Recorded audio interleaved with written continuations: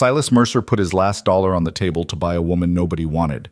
Not because he needed a wife, not because he was lonely, but because watching a man gamble away another human being in front of a room full of grinning drunks was the kind of thing that hollowed you out if you didn't do something about it.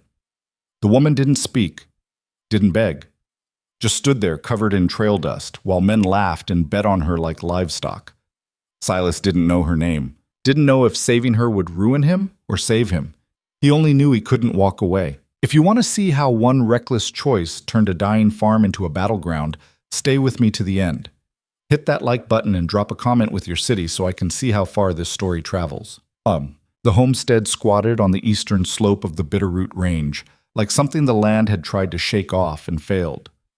Silas Mercer stood in the doorway of his cabin, coffee going cold in his tin cup, staring at rows of stunted wheat that looked more like weeds than a crop.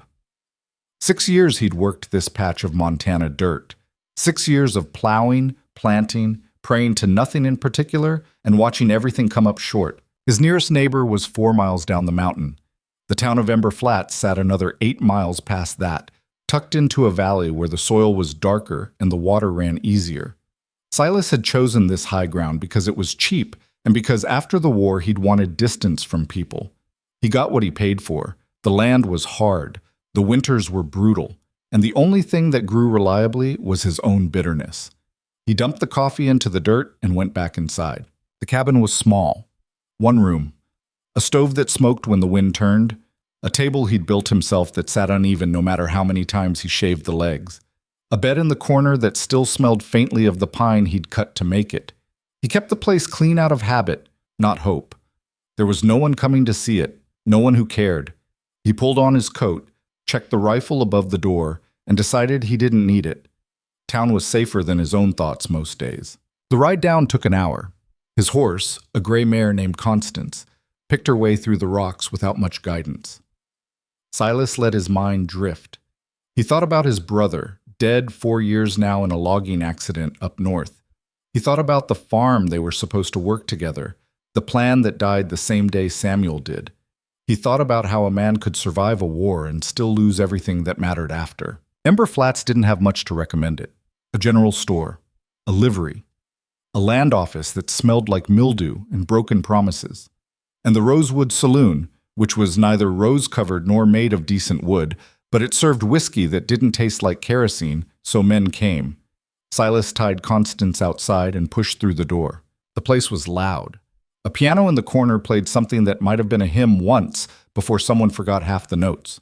Men crowded around tables, cards in hand, coins and crumpled bills scattered like leaves. Smoke hung thick enough to taste.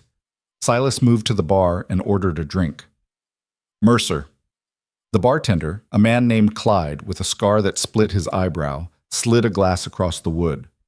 Heard your field's looking rough again. Silas didn't answer. He drank. A lot of folks saying that high ground's cursed. A lot of folks talk too much. Clyde shrugged and moved on to another customer. Silas nursed his whiskey and tried to ignore the noise. He was halfway through the glass when the room shifted. It wasn't loud. It was the opposite. A pocket of silence opened up near the back, the kind that happens when something ugly is about to unfold and everyone wants to see it. Silas turned. A man stood in the center of the room, tall and rangy, with a face that looked like it had been carved with a dull blade. His coat was filthy. His boots were split at the seams. He had one hand on the shoulder of a woman, gripping her like she might bolt if he let go. The woman didn't move. She was thin, pale. Her dress was torn at the hem and stained with God knew what. Her hair hung loose and tangled around her face, dark enough to look black in the low light.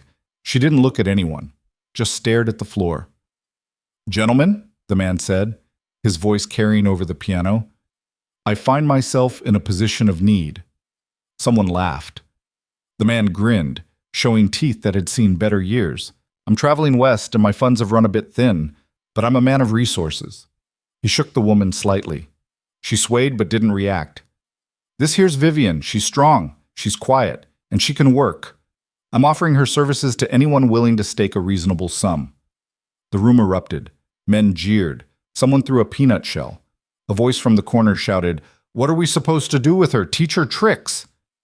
More laughter. The man's grin widened. She's yours for the night, the week, however long you want, long as the price is right.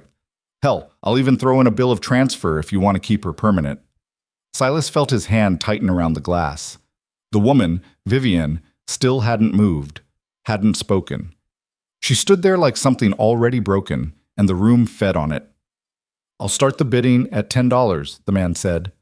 5, someone countered, laughing. 3, and that's generous. The man's face darkened, but he kept his voice light. Come now, boys. She's worth more than your spare tobacco money. Silas set his glass down. He didn't plan it, didn't think it through. He just opened his mouth and heard himself say, 20. The room went quiet again. The man turned, squinting through the smoke. Who said that? Silas stepped forward. I did. $20. The man looked him up and down. You got $20, friend? Silas reached into his coat and pulled out a small pouch. He dumped the contents on the nearest table. Bills and coins scattered. It wasn't much. It was everything he had left after buying seed for a crop that probably wouldn't grow. Count it, Silas said. The man moved closer, his eyes narrowing. He picked through the money, his lips moving as he tallied. Finally, he looked up. This is 18. Then I owe you 2. That's not how this works. Silas met his gaze. You want the money or not? For a moment, the man looked like he might argue. Then he glanced around the room, saw the faces watching, and seemed to decide it wasn't worth the fight. He scooped up the bills and coins, shoving them into his pocket. She's all yours, he said, and he let go of Vivian's shoulder. She didn't move. The man tipped his hat, grinning again. Pleasure doing business. He turned and walked out, the door swinging shut behind him. Silas stood there, the weight of what he'd just done settling over him like a wet coat. The room buzzed with whispers. Men turned back to their cards, their drinks, already forgetting. Vivian still hadn't moved. Silas walked over to her slowly, the way you'd approach a spooked animal. Up close, he could see the bruises on her wrists, the dirt caked under her nails, the way her shoulders curved inward, like she was trying to make herself smaller. You got a name? He asked quietly. She didn't answer. He called you Vivian, that right? Nothing. Silas exhaled. All right, come on. He started toward the door. After a moment, he heard footsteps behind him. Light, hesitant, but following. Outside, the night air was sharp and cold. Constance huffed and stamped, annoyed at the delay. Silas untied her and glanced back at Vivian. She stood in the doorway of the saloon, backlit by the greasy yellow light. She looked like a ghost. You know how to ride? Silas asked. She shook her head. You're going to have to learn quick, or we're walking 4 hours in the dark. He swung into the saddle and held out his hand. She stared at it for a long time. Then, slowly, she reached up and took it. Her hand was cold, thin. He pulled her up behind him, and she settled awkwardly onto the horse's back, gripping the edge of the saddle like it might throw her. Hold on to me, Silas said. You fall off. I'm not coming back for you. It was a lie. But she didn't need to know that. They rode in silence. The town fell away behind them, swallowed by the dark. The trail climbed steadily, winding through scrub pine and stone. The moon was half hidden behind clouds, casting just enough light to see by. Silas felt her grip tighten as the trail grew steeper. She didn't speak, didn't ask where they were going, just held on. He didn't know what the hell he was doing, didn't know what he was supposed to do with a woman he'd bought for $18 and a bad conscience. He only knew that leaving her there wasn't an option. The cabin appeared just after midnight, a dark shape against the darker mountain. Silas reined Constance to a stop and dismounted. He turned to help Vivian down, but she was already sliding off on her own, landing unsteadily on the ground. Inside, Silas said, nodding toward the door. She followed him in. He struck a match and lit the lamp on the table. Warm light filled the small space, pushing back the shadows. Vivian stood just inside the door, her arms wrapped around herself. She looked around the cabin slowly, taking in the stove, the table, the bed in the corner. You can sleep there, Silas said, gesturing to the bed. I'll take the floor. She turned to look at him. For the first time, he saw her eyes clearly. They were green, sharp, not empty the way he'd expected. You ain't gonna hurt me? She asked. Her voice was rough, like she hadn't used it in a while. No. Why not? Silas set the lamp down. Because I'm not that kind of man. She studied him for a long moment, and he had the unsettling feeling she was seeing straight through him. Then she nodded, just once, and moved to the bed. She sat on the edge of it, her hands folded in her lap. She didn't lie down, just sat there, staring at the floor again. Silas pulled a blanket from the chest near the stove and spread it on the floor near the door. He lay down, boots still on, and stared at the ceiling. "There's food in the cupboard if you're hungry," he said. "Water in the bucket by the stove." No response. He closed his eyes and tried to sleep, but his mind wouldn't settle. He kept thinking about the way the men had laughed, the way she'd stood there, silent and still, while they decided what she was worth. He'd spent $18 he didn't have, brought a stranger into his home. And for what? He didn't have an answer, just a feeling in his gut that if he'd walked away, he'd have lost something he couldn't name. Somewhere in the dark, he heard her shift on the bed. The ropes creaked under the thin mattress. "Thank you," she said quietly. Silas opened his eyes. "Don't thank me yet." "Why not? You don't know what kind of mess you just walked into." She was quiet for a moment. Then she said, "Can't be worse than the one I walked out of." Silas didn't argue. He lay there until exhaustion finally pulled him under, and when he woke just before dawn, the first thing he saw was Vivian standing at the window, looking out at his dying field. Her expression was unreadable, but her eyes were moving, slow and deliberate, like she was reading something written in the dirt. The morning came cold and gray. Silas woke stiff from the floor, his back complaining in 3 different places. He sat up and rubbed his eyes, trying to remember why he felt like he'd made a terrible mistake. Then he saw her. Vivian was outside. He could see her through the window, walking along the edge of his field, her dress dragging through the dirt.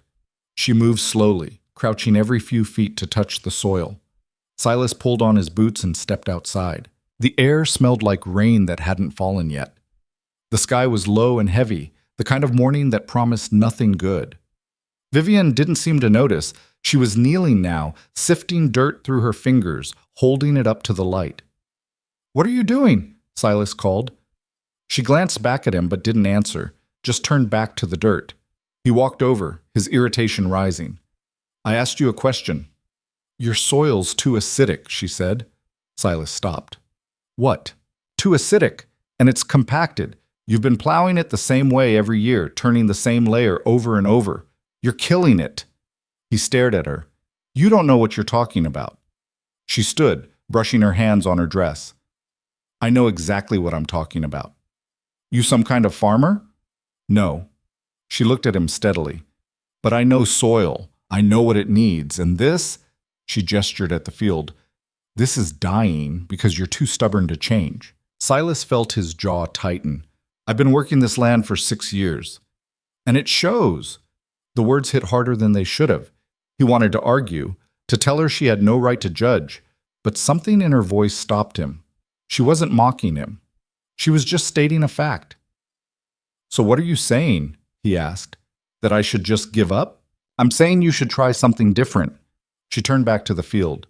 "You've got good bones here. The land's not dead, it's just exhausted. You treat it right, it'll come back." "And you know how to do that?" "Yes." Silas didn't know whether to laugh or throw her off his property. Instead, he crossed his arms and said, "All right, show me." She looked at him, surprised. "You think you can fix this mess, prove it, but if you waste my time, you're gone. Understood?" Vivienne nodded slowly. Then, for the first time since he'd met her, she smiled. It wasn't much, just a flicker at the corner of her mouth, but it changed her face completely. "Get me a shovel," she said. And just like that, Silas Mercer's life stopped being his own. Silas handed her the shovel and watched as she drove it into the earth at an angle he'd never seen anyone use before. She didn't dig. She pierced. Then she leveraged the handle and twisted, opening a pocket in the compacted soil without turning the whole thing over. "What's that supposed to do?" he asked. "Lets it breathe," she said, moving to another spot 3 feet away. "Your dirt's been smothered. Air can't get down to the roots. Water runs off instead of sinking in. You keep plowing the same shallow layer, you're just making concrete." She worked methodically, creating these small wounds across a section of the field, while Silas stood there feeling like an idiot. He'd read books. He'd talked to other farmers.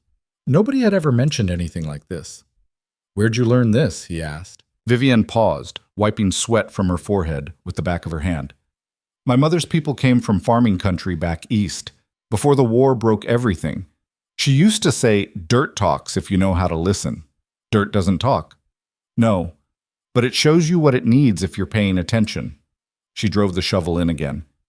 "Most men don't pay attention." Silas felt the barb but swallowed his irritation.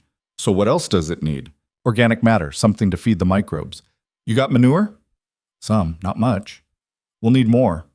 "And lime. Your soil's acidic enough to pickle leather."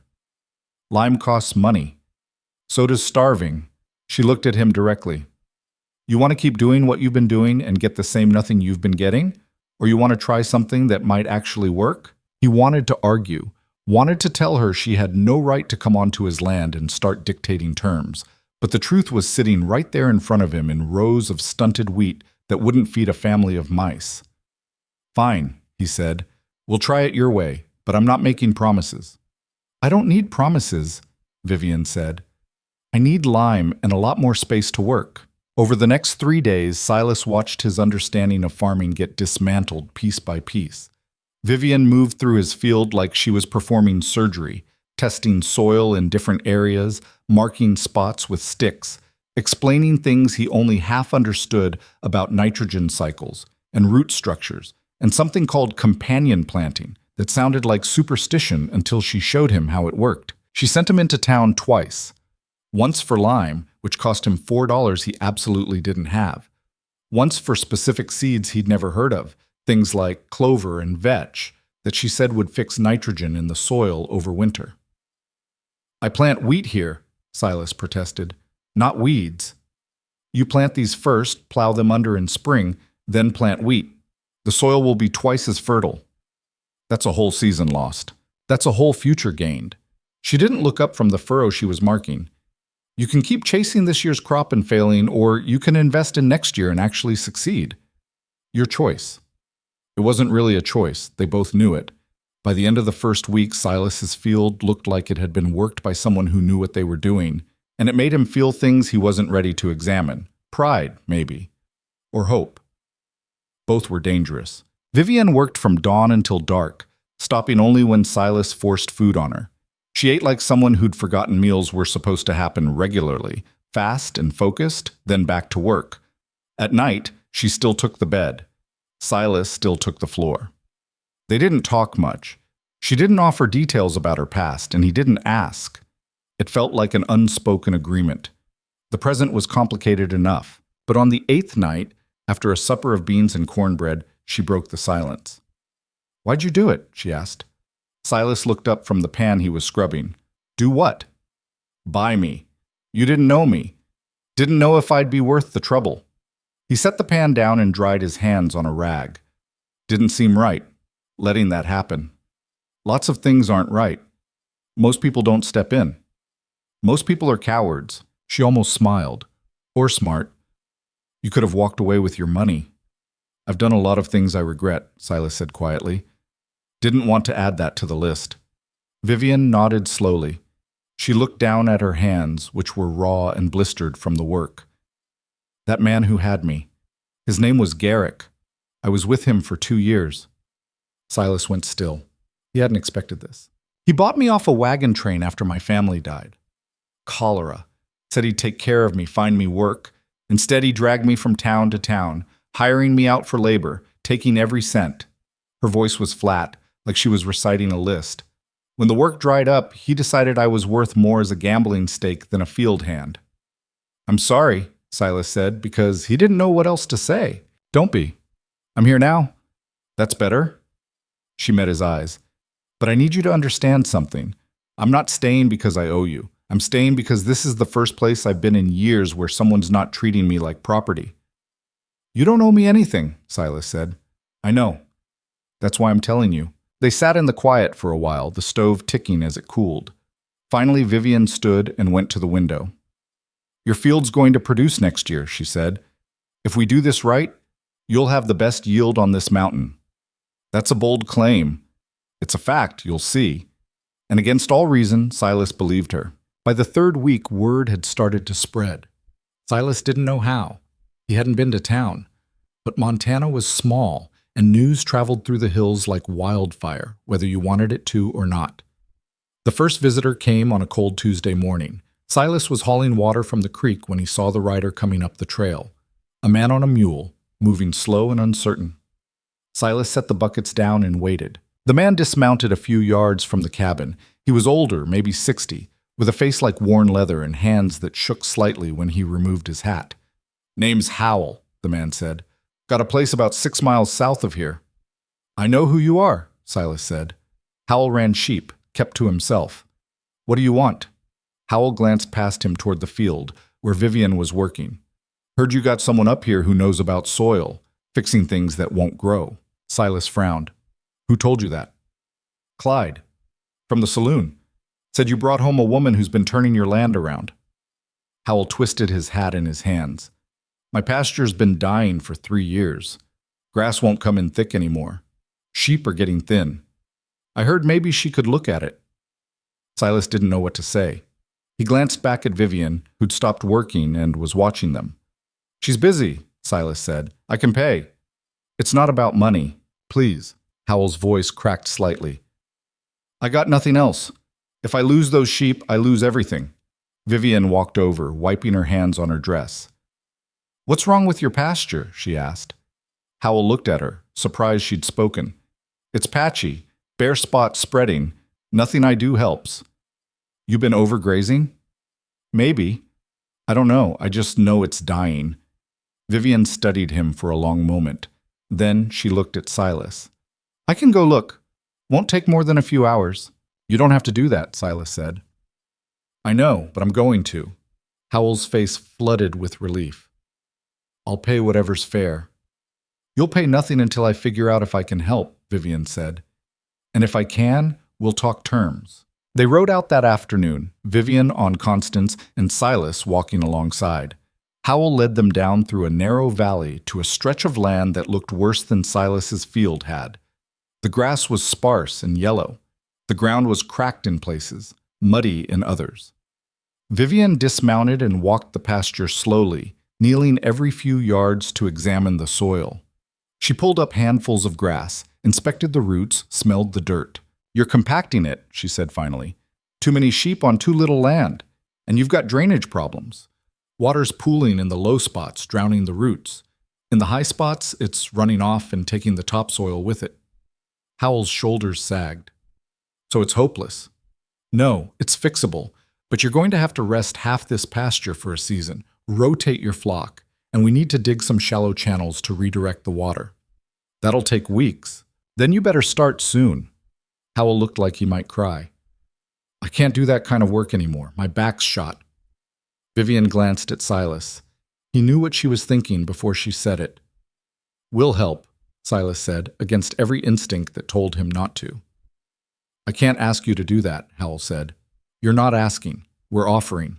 They worked on Howell's land for 5 days. Silas dug channels while Vivian directed the placement, adjusting angles and depths with a precision that seemed almost unnatural.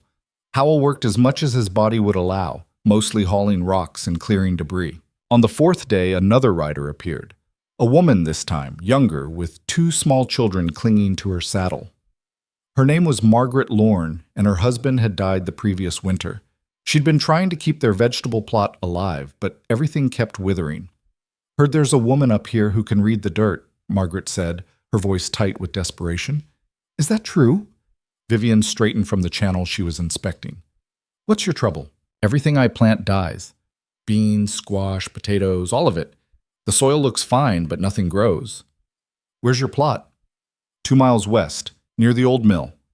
Vivian wiped sweat from her face and looked at Silas. He could see the exhaustion in her eyes, but also something else. A kind of fire. "We'll come tomorrow," Vivian said. Margaret's garden was worse than she'd described. The soil was gray and lifeless, the plants stunted and spotted with disease. Vivian walked the rows, touching leaves, digging into the dirt with her bare hands. "Your water's contaminated," she said. "You're pulling from the creek downstream of the old mill. There's something leaching into it. Probably metals from the machinery they abandoned." Margaret's face went pale. What do I do? Dig a new well, uphill from the mill, and you'll need to flush this soil. It's poisoned. I don't have money for a well. Then we dig it ourselves, Vivian said. But you're not using that creek water anymore. Not for drinking, not for watering, not for anything.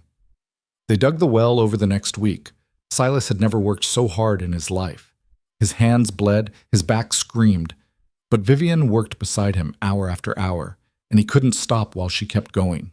When the well finally struck clean water, Margaret wept. After that, they came in a steady stream.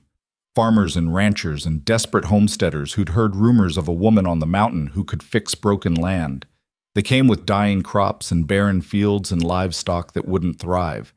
And Vivian met each one with the same calm assessment, the same willingness to help. Silas tried to keep track of who they'd helped and where. Howell, Margaret Lorne, a man named Tate who raised hogs, a family called the Bishops whose orchard was failing, a young couple trying to start a dairy. Every time Vivian diagnosed the problem with a certainty that seemed impossible.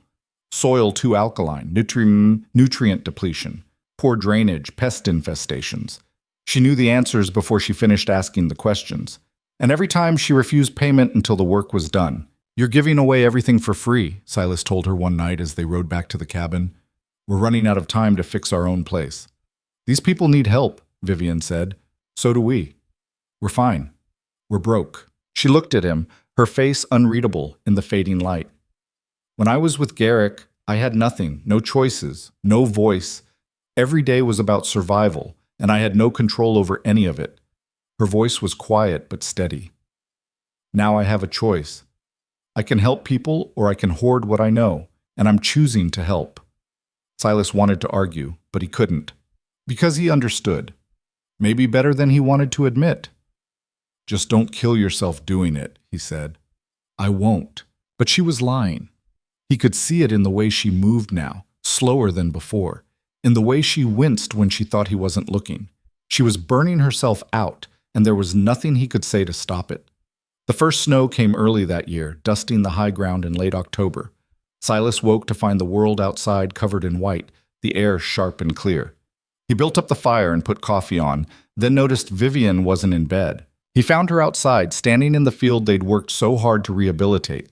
She was barefoot, her dress damp from the snow, staring at the ground. What are you doing? Silas called. You'll freeze. She didn't respond, just kept staring. He walked over, his boots crunching through the thin layer of snow. Vivian. It's working, she said softly. He followed her gaze. Beneath the snow, he could see the faint green of new growth. The cover crops she'd planted were coming in thick and healthy, their roots stabilizing the soil. It's actually working, she said again, and her voice broke. Silas looked at her and saw tears on her face, not sad tears. Something else. You doubted it? He asked. Every single day. She wiped her eyes with shaking hands. I knew the theory. I knew what should happen. But I've been wrong before. I failed before. I thought maybe this time would be the same. It's not. She turned to look at him, and for the first time since he'd met her, she looked young, vulnerable. What if it doesn't last? What if something goes wrong? Then we fix it, Silas said, same way we've been fixing everything else. She nodded, but she didn't look convinced. They went back inside, and Silas made her sit by the fire while he cooked breakfast. She didn't argue, just sat there, staring at her hands. You need to rest, Silas said, setting a plate in front of her. You've been running yourself into the ground for weeks. People need help. People can wait. No, they can't. She looked up at him. Winter's coming. If we don't finish Tate's drainage system before the ground freezes, his whole operation floods in spring. If we don't help the Bishops prune their orchard properly, they lose half their trees. If we don't... Stop, Silas said. Just stop. She went quiet. You can't save everyone, he said. You're one person. You're going to break if you keep this up. I'm fine. You're not. He sat down across from her. And I'm not letting you destroy yourself trying to prove something. I'm not trying to prove anything. Then what are you trying to do? She was quiet for a long time. When she finally spoke, her voice was barely above a whisper. I'm trying to matter. The words hit him harder than he expected. You matter, he said, To who? Before you, I was something men used and discarded. I had skills and nobody cared. I had knowledge, and it meant nothing because I didn't have power. Now I have a chance to use what I know, to help people, to be more than just something someone owns. Silas didn't know what to say to that, so he just sat there, letting the silence stretch between them. You don't have to earn your place here, he said finally. You already have it. Vivian looked at him, her eyes searching his face. You don't understand. Maybe not, but I know what it's like to feel like you're failing, like everything you do isn't enough. He leaned forward, and I know that killing yourself trying to fix the world won't change that feeling. It'll just kill you. She looked away, and he thought maybe he'd gotten through to her. But then she stood, picked up her plate, and said, I need to check on the Tate property before the weather turns. And he knew he hadn't gotten through at all. The snow melted by midday, but the cold stayed. Silas spent the afternoon splitting wood while Vivian disappeared down the mountain. She came back after dark, her face pale and her hands shaking from cold. Tate's drainage is done, she said. It'll hold. Good. Now get warm before you lose your fingers. She moved to the fire without arguing, which told him how bad she felt. He heated soup and made her eat, then practically forced her into bed. I'm fine, she protested weakly. You're exhausted. Sleep. For once, she listened. Silas sat by the fire, staring at the flames and trying to figure out how his life had become this. 3 months ago, he'd been alone on a dying farm, angry at the world and expecting nothing. Now he had a woman who worked herself half to death helping strangers, a field that was actually growing, and a growing reputation across half the territory as someone who could solve problems nobody else could fix. He should have been happy, should have felt like things were turning around. Instead, he felt like he was standing on the edge of something dangerous, and one wrong step would send everything crashing down. The knock came 3 days later. Silas was outside chopping wood when he heard the horses. 3 riders coming up the trail, moving fast. He set the axe down and waited. The lead rider was a man Silas had seen before but never spoken to. Tall, well-dressed, riding a horse that cost more than most men made in a year. His name was Barrett Crow, and he owned more land in the valley than anyone else. Crow reined his horse to a stop and looked down at Silas with an expression that managed to be both pleasant and condescending. You're Mercer, Crow said. It wasn't a question. I am. I've been hearing interesting things about you, about a woman you've got working miracles up here. Silas felt his jaw tighten. She's not working miracles, just farming. That's not what I've heard. Crow dismounted smoothly, handing his reins to one of his men. I've heard she's fixed 6 failing operations in the last month, turned bad land into good, saved crops people thought were lost. What do you want, Crow? I want to meet her, this woman who's suddenly the talk of the territory. She's busy. I'm sure she can spare a few minutes. Crow smiled, but it didn't reach his eyes. I'm a reasonable man, Mercer. I'm willing to pay well for her services. She's not for hire. Everyone's for hire at the right price. The door to the cabin opened and Vivian stepped out. She looked at Crow, then at Silas, reading the tension immediately. Who's this? She asked. Barrett Crow, Crow said, stepping forward with his hand extended. I own the Crow Ranch, largest cattle operation in the territory. Vivian didn't shake his hand. What do you want? Crow's smile flickered but held. I want to hire you. I've got land that's underperforming. Heard you're the person to fix it. I'm not interested. You haven't heard my offer. Don't need to. I'm not interested. Crow's expression hardened slightly. I'm offering top dollar, more than you'd make in a year helping these dirt farmers. I said no. For a moment, Crow just stared at her. Then he looked at Silas. You're letting her turn down good money? She makes her own choices, Silas said. Crow's laugh was cold. Is that what you tell yourself? He turned back to Vivian. You're wasting your talent on people who can't appreciate it.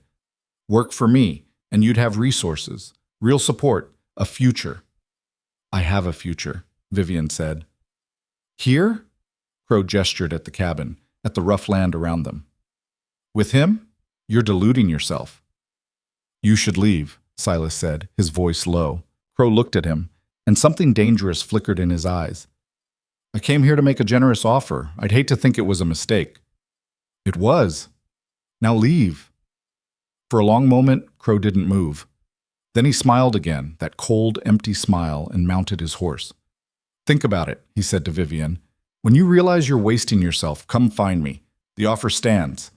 He rode away, his men trailing behind him. Silas watched until they disappeared down the trail. Who is he? Vivian asked quietly. Trouble, Silas said. The kind that doesn't go away when you say no. She looked at him, and he could see she understood. The mountain wind picked up, cold and sharp, carrying the smell of snow. And somewhere down in the valley, Silas knew Barrett Crow was already planning his next move. Crow came back 2 weeks later, and this time he wasn't alone. Silas was in town buying supplies when he saw them. Crow stood outside the land office with 3 men in suits, the kind who looked like they'd never touched dirt in their lives. They were passing papers between them, pointing at a map spread across a table someone had dragged into the street. Silas kept his head down and walked past, but Crow's voice stopped him. Mercer. A word. Silas turned slowly. Crow was smiling, but it was the smile of a man who'd already won something. I'm busy, Silas said. This won't take long. Crow gestured to the men. I'm acquiring some new properties, consolidating holdings, building something bigger than what these small operations can manage on their own. Good for you. One of those properties is adjacent to yours. Thought you might be interested in selling. Save yourself the trouble of bad neighbors. Silas felt his stomach tighten. I'm not selling. You haven't heard my offer. Don't need to. Crow's smile thinned. You're making a mistake. Land values are about to shift in this area. You could walk away with enough to start fresh somewhere easier. I don't want easier. I want what's mine. What's yours is a patch of rock that barely grows weeds. Crow leaned closer. But that woman you've got, she's turned it into something people notice. That makes it valuable. And valuable things attract attention. She's not property, Silas said, his voice harder now. And neither is my land. Everything's property if you know how to claim it. Crow straightened, brushing invisible dust from his coat. Think about it. Before you find yourself on the wrong side of a situation you can't control. He walked away before Silas could respond, his men gathering the papers and following. Silas stood there, his hands clenched, trying to calm the anger rising in his chest. When he got back to the cabin, Vivian was working in the field, reinforcing the irrigation channels she'd designed. She looked up when she heard Constance, then saw his face. What happened? She asked. Crow's buying land around us. Says he's consolidating. She straightened, wiping dirt from her hands. He trying to box us in? Maybe. Or he's just being a bastard because he can. Silas dismounted and started unloading supplies. He wanted me to sell. Said land values are shifting. Are you going to? No. Vivian nodded, but he could see worry in her eyes. He's not going to let this go. Men like him don't. I know. Then we need to be ready. For what? She looked at him steadily. For whatever he does next. What Crow did next came 3 days later, and it wasn't what Silas expected.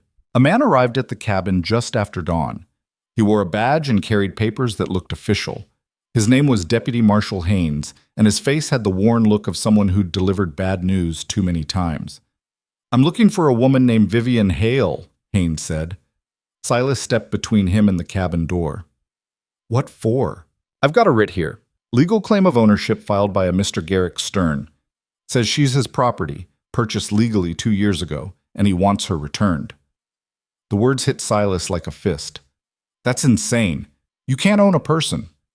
Not anymore, no, but the paperwork says she was purchased before the war ended, when such transactions were still legal in certain territories. Says she ran away, and he's within his rights to retrieve her. That's a lie, Silas said. She wasn't purchased. She was coerced. And even if she was, the war's been over for years. That claim is worthless. Maybe it is. Maybe it isn't. That's for a judge to decide. Haynes looked uncomfortable. I'm just here to serve the writ and bring her in for a hearing. Like hell you are. Haynes sighed. Don't make this harder than it needs to be, Mercer. I don't like this any more than you do, but I've got a job to do. The cabin door opened. Vivian stepped out, her face pale but calm. It's fine, she said quietly. I'll go.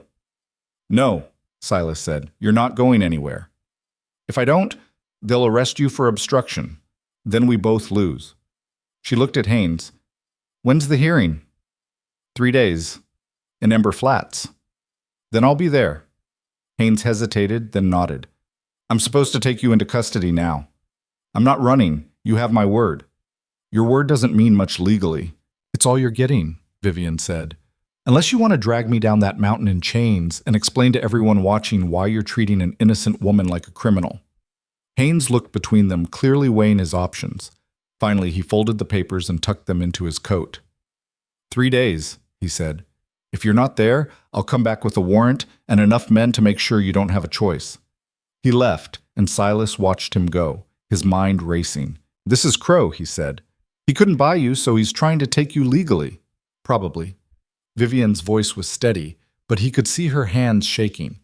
Garrick wouldn't have filed this on his own. He doesn't have the resources. Someone paid him. Then we fight it. We get a lawyer. We show the judge this whole thing is fabricated.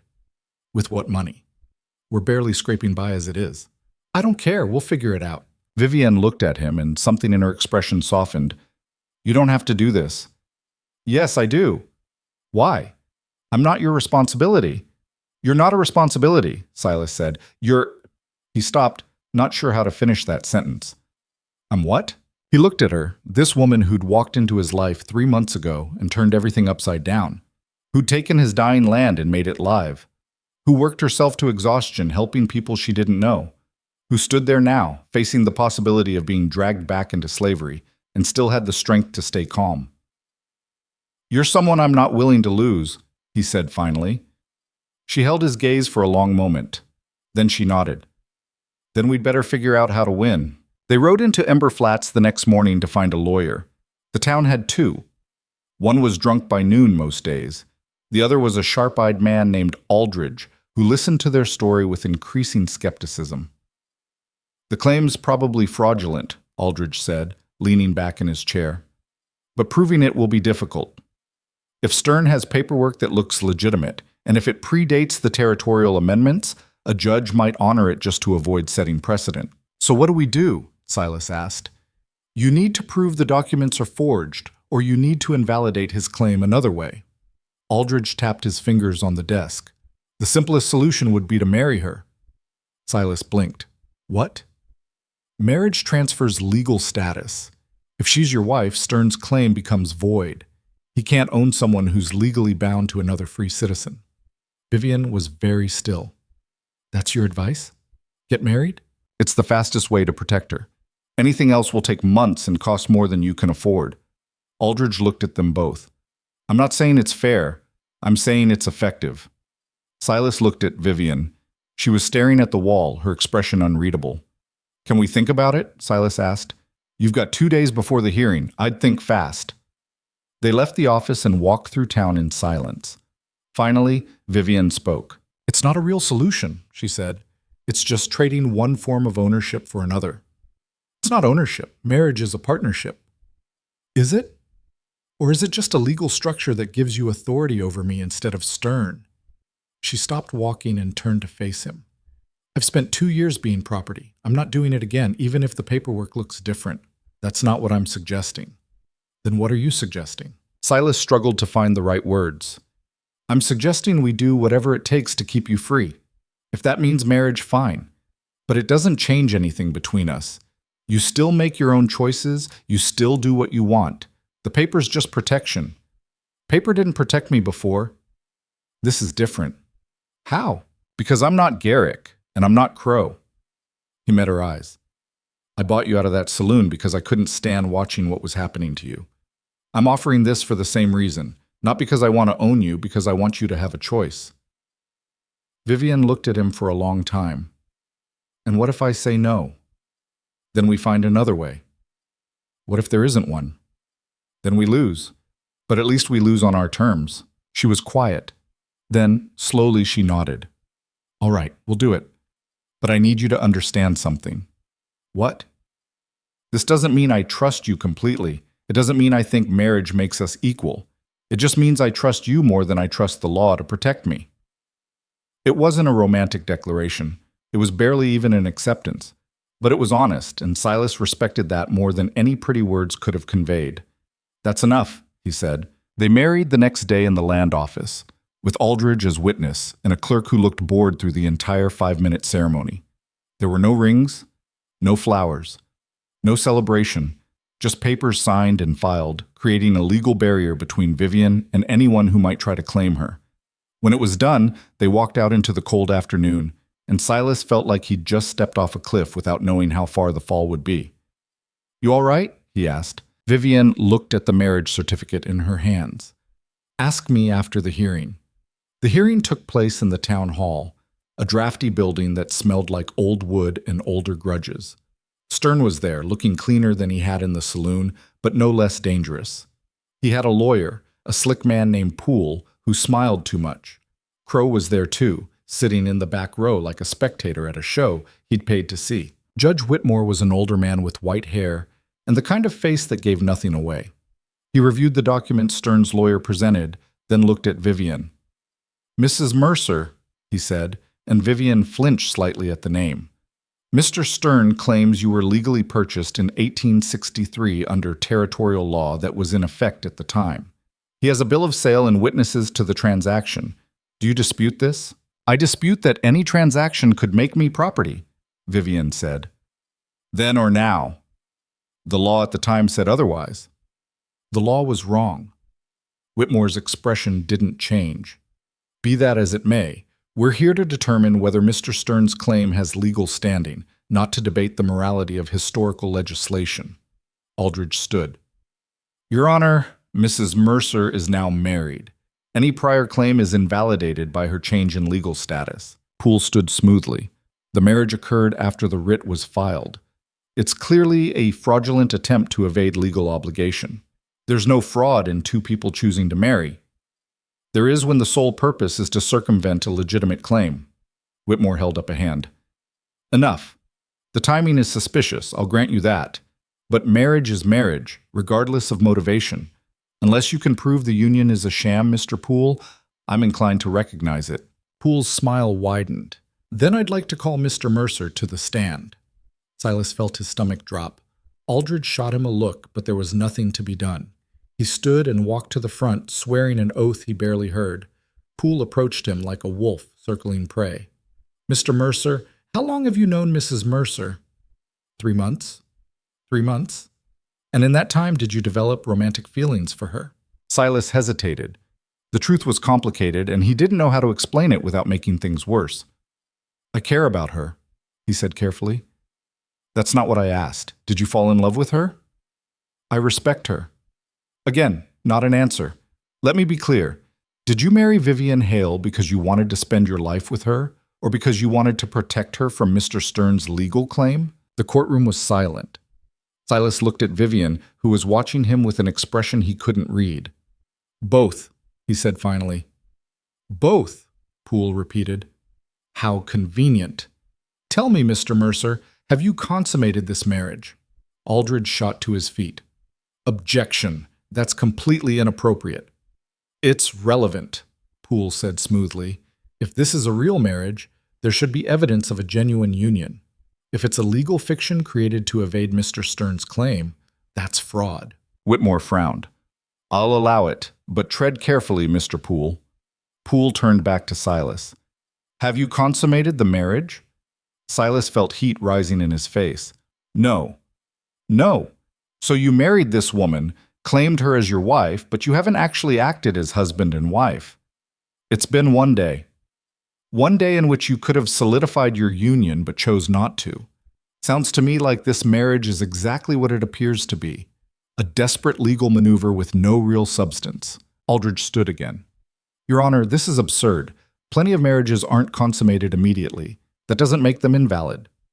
"It does when combined with the timing, the circumstances, and the clear motivation to defraud a legal claim," Poole said. He looked at Whitmore. "This marriage is a sham, and everyone in this room knows it." Whitmore was quiet for a long moment. Then he looked at Vivian. "Mrs. Mercer, do you love your husband?" Vivian stood slowly. Every eye in the room was on her. "I don't know," she said. The honesty of it seemed to catch everyone off guard.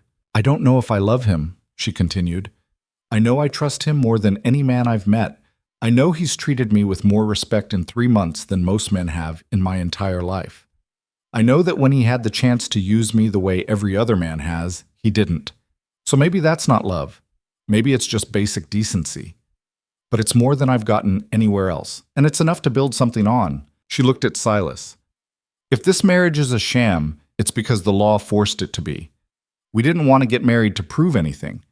We did it because it was the only way to keep me from being dragged back into hell. And if that makes us frauds, then the fraud is the system that made marriage the only option.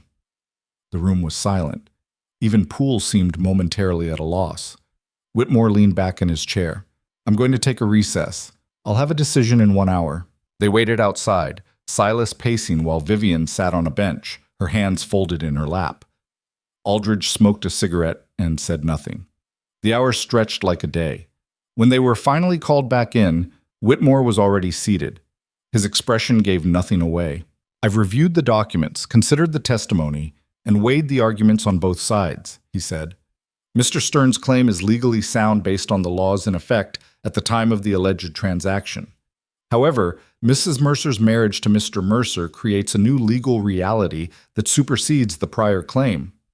Silas felt a surge of relief, but Whitmore wasn't done. That said, I share Mr. Poole's concerns about the timing and nature of this union. Therefore, I'm ruling that the marriage stands and Mr. Stern's claim is dismissed. However, I'm issuing a provisional order. If, within 6 months, evidence emerges that this marriage is indeed fraudulent, Mrs. Mercer's legal status will revert, and Mr. Stern's claim will be reconsidered. Vivian went pale. Silas felt his relief curdle into something cold. What kind of evidence? Aldridge asked. Testimony from credible witnesses, evidence of separation or abandonment, proof that the marriage was entered into under false pretenses. Whitmore looked at them both. Essentially, you have 6 months to prove this is a real marriage. If you can't, we'll revisit this matter. He banged the gavel, and it was done. They walked out into the fading afternoon light, and Silas felt like he'd won a battle only to realize the war had just started. 6 months, Vivian said quietly. He's giving them 6 months to find a way to tear this apart. Then we don't give them anything to find. How? We're not a real married couple. People will notice. Then we act like one. She looked at him. What does that mean? It means we make it real. Not for the judge, not for Crow or Stern. For us. He stopped walking and faced her. You said this was the only way to keep you free. Fine. Then we commit to it. We make this marriage something they can't attack because it's exactly what it's supposed to be. And what's it supposed to be? A partnership. 2 people choosing to build something together. Vivian studied his face. You're asking me to trust you with my entire future. I'm asking you to trust yourself to build a future worth having. She was quiet for a long moment. Then she held out her hand. All right, she said. Partners. He took her hand and they shook on it like a business deal, which in some ways it was. But standing there in the cold Montana twilight, Silas felt like he'd just made a promise that would define the rest of his life. They rode back to the cabin in silence, both of them processing what had just happened. When they arrived, Vivian dismounted and went straight to the field, examining the crops with the same focused intensity she always had. Silas watched her for a moment, then went inside to start a fire. He was pulling out the coffee pot when he heard the horses. He stepped outside and saw them coming up the trail. 4 riders. Moving fast. As they got closer, he recognized the lead horse, Crow. Silas's hand moved instinctively toward where his rifle would be, then remembered he'd left it inside. He was halfway to the door when Crow and his men reined to a stop. Congratulations on your marriage, Crow said, his voice dripping with mockery. Quite the romantic gesture. What do you want? Silas asked. Just came to deliver some news. I've acquired the property to your south, the Tate place, paid off his debts, and took ownership yesterday. Silas felt his blood run cold. Tate was one of the farmers Vivian had helped. The drainage system they'd built had saved his operation. Tate wouldn't sell, Silas said. He didn't have a choice. He borrowed money from the wrong people, and I bought the debt. Now I own his land, and he's got 30 days to clear out. Crow smiled. Thought you should know, since we're neighbors now. You son of a... Careful, Mercer. Threatening a landowner in front of witnesses is a bad idea. Crow leaned forward in his saddle. You and your wife think you're clever, playing house, helping the locals, building your little reputation, but you're in over your heads. We're not doing anything wrong. That's debatable. See, I've been asking around about Vivienne. Interesting woman, knows things she shouldn't, works too hard for someone who's supposedly a free agent. Makes a man wonder if maybe she's got secrets worth uncovering. Vivienne appeared from the field, her face hard. You got something to say. Say it. Crow's smile widened. Just that the judge gave you 6 months. That's a long time. A lot can happen. People can disappear, accidents can occur, marriages can fall apart. Is that a threat? Silas asked. It's a prediction. Crow gathered his reins. Enjoy your honeymoon, Mrs. Mercer. I imagine it'll be the last peace you get for a while. He rode off, his men following, leaving Silas and Vivienne standing in the gathering darkness. He's going to come after us, Vivienne said. He's going to find a way to break this. Let him try. Silas, he owns half the valley now. He has money. He has influence. What do we have? Silas looked at her, then at the field they'd brought back to life, at the cabin that had stopped feeling empty, at the life they were trying to build against every odd stacked against them. We have each other, he said, and we have the people we've helped. That's got to count for something. Vivienne didn't look convinced, but she nodded. They went inside and Silas locked the door for the first time since he'd built the place. Outside, the wind picked up, carrying the smell of snow and the promise of a long, hard winter. The first sign of Crow's next move came a week later when Howell showed up at the cabin, looking like he'd aged 10 years overnight. Silas was splitting wood when he heard the mule's labored breathing on the trail. Howell dismounted stiffly, his face gray. They came for my land, Howell said without preamble. Crow's men. Said I owe taxes I can't pay.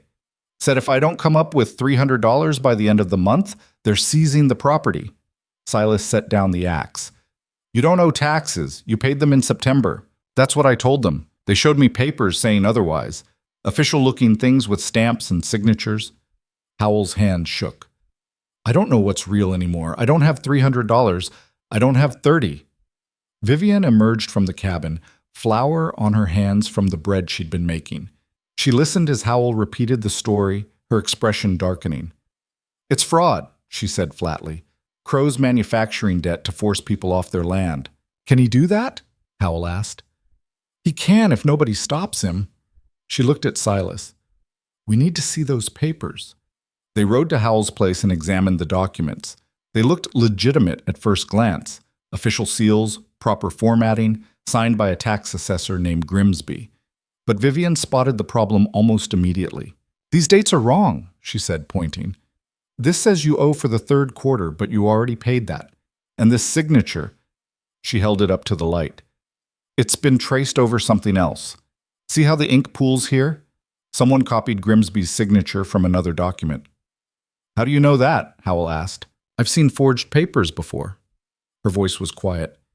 Garrick used to do it all the time. Bill of sales, work contracts, anything he needed to make his lies look official. Silas felt something cold settle in his stomach. If Howell's papers are forged, how many others has Crow done this to? Tate's probably were, Vivienne said, and anyone else he's acquired property from in the last few months. So we prove they're fake. We go to the marshal. Howell shook his head. Marshal's office is in the county seat, 40 miles from here. And even if we get there, who's going to believe us over Crow? He's got money. He's got connections. We're just dirt farmers. Then we find the real tax records, Vivienne said. Compare them to these forgeries. Show the discrepancies. Records are kept in the land office, Silas said, in Ember Flats. Then that's where we go. They rode into town the next morning, but the land office clerk, a nervous man named Petrie, refused to let them see the records without authorization. I can't just hand over official documents to anyone who asks, Petrie said, sweat beading on his forehead. There are procedures. We're not asking for all of them, Silas said. Just the tax records for Howell's property. He has a right to see what he allegedly owes. Mr. Crow has filed a claim on that property. Until it's resolved, the records are sealed. Vivienne leaned across the counter. Crow got to you, didn't he? What did he pay you to lock us out? Petrie's face went red.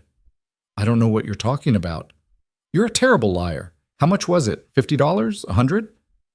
I'm going to have to ask you to leave. Silas grabbed Vivienne's arm before she could say something that would get them both arrested. They walked out into the street, frustration boiling over. He's bought off everyone who matters, Vivienne said. The clerk, probably the tax assessor too, maybe even the judge. Whitmore seemed fair.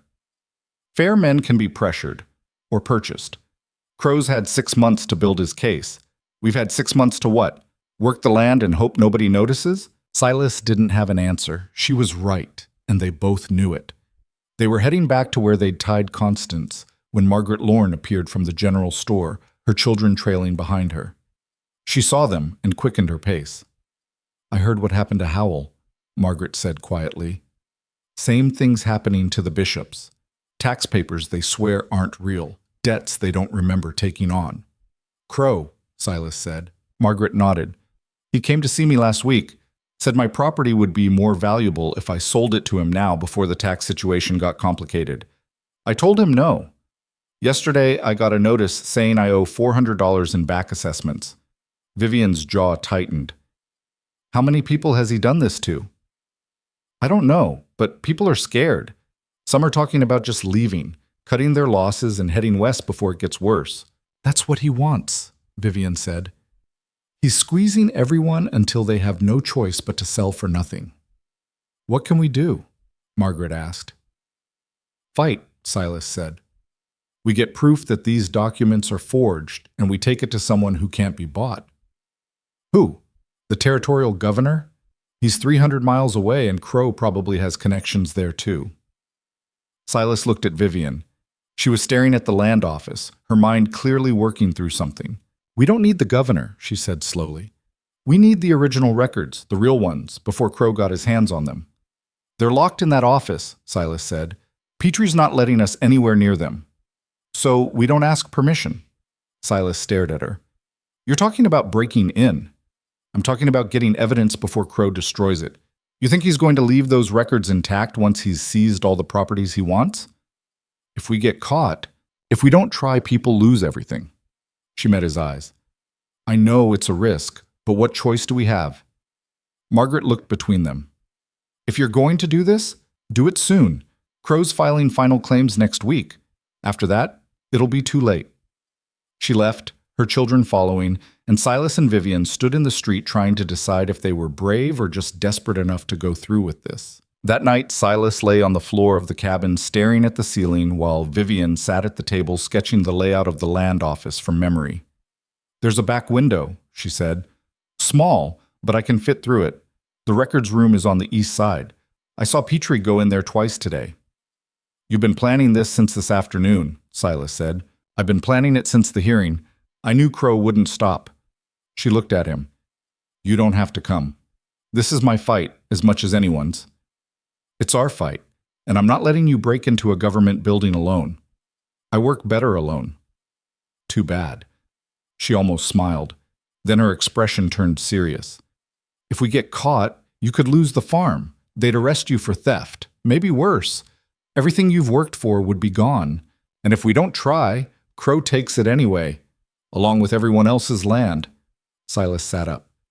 I didn't spend 6 years breaking my back on this mountain just to hand it over to some bastard who thinks he can buy the whole territory. Vivian studied him for a moment. You've changed. How? When I met you, you were half dead inside, going through motions. Now you're talking about breaking into buildings and fighting corrupt ranchers. What happened? Silas thought about it. I found something worth fighting for. The land? More than that. He looked at her. You showed me it doesn't have to stay broken. The land, the people, me. All of it can come back if you're willing to do the work. Vivian was quiet. Then she went back to her sketch. We go tomorrow night, late, when Petrie's gone home and the street's empty.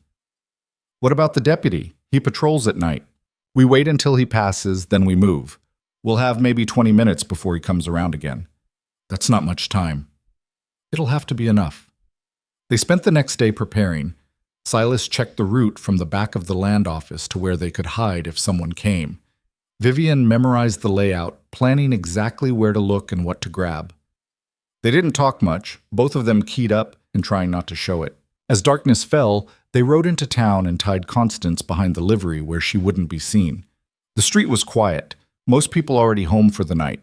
A few lights burned in windows, but the land office was dark. They waited in the alley between the general store and the blacksmith shop, watching the deputy make his rounds. He was a young man, barely 20, more interested in looking official than actually seeing anything. He passed the land office without slowing, his lantern swinging lazily. "Now," Vivian whispered. They moved quickly, keeping to the shadows. The back window of the land office was exactly where Vivian had said, a small frame that probably hadn't been opened in years. Silas pried it loose with his knife while Vivian kept watch. The window opened with a creak that sounded impossibly loud in the quiet night. Silas froze, listening, but no one came. Vivian climbed through first, dropping silently into the dark interior. Silas followed, less gracefully, banging his shoulder on the frame and biting back a curse. Inside, the office smelled like dust and old paper. Vivian moved confidently through the darkness, navigating around desks and filing cabinets like she could see in the dark. Silas followed, his heart pounding hard enough he was sure someone would hear it. The records room was locked.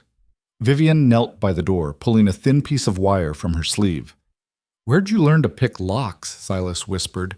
"Garrick. He taught me lots of useful skills, most of them illegal." She worked the wire carefully, her ear close to the lock.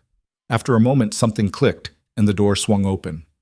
Inside was a wall of filing cabinets and shelves stacked with ledgers. Vivian lit the small candle she'd brought, shielding the flame with her hand.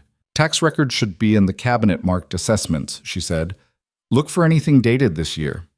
They worked quickly, pulling files and checking dates. Silas found Howell's file first, the real one, showing taxes paid in full through the end of the year. He set it aside and kept looking.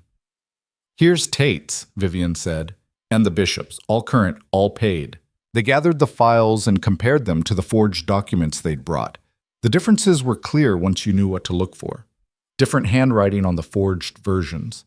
Dates that didn't match. Signatures that were close but not quite right. "This is enough," Silas said. "We can prove the forgeries." "Not yet. We need to know how deep this goes." Vivian moved to another cabinet, this one marked property transfers.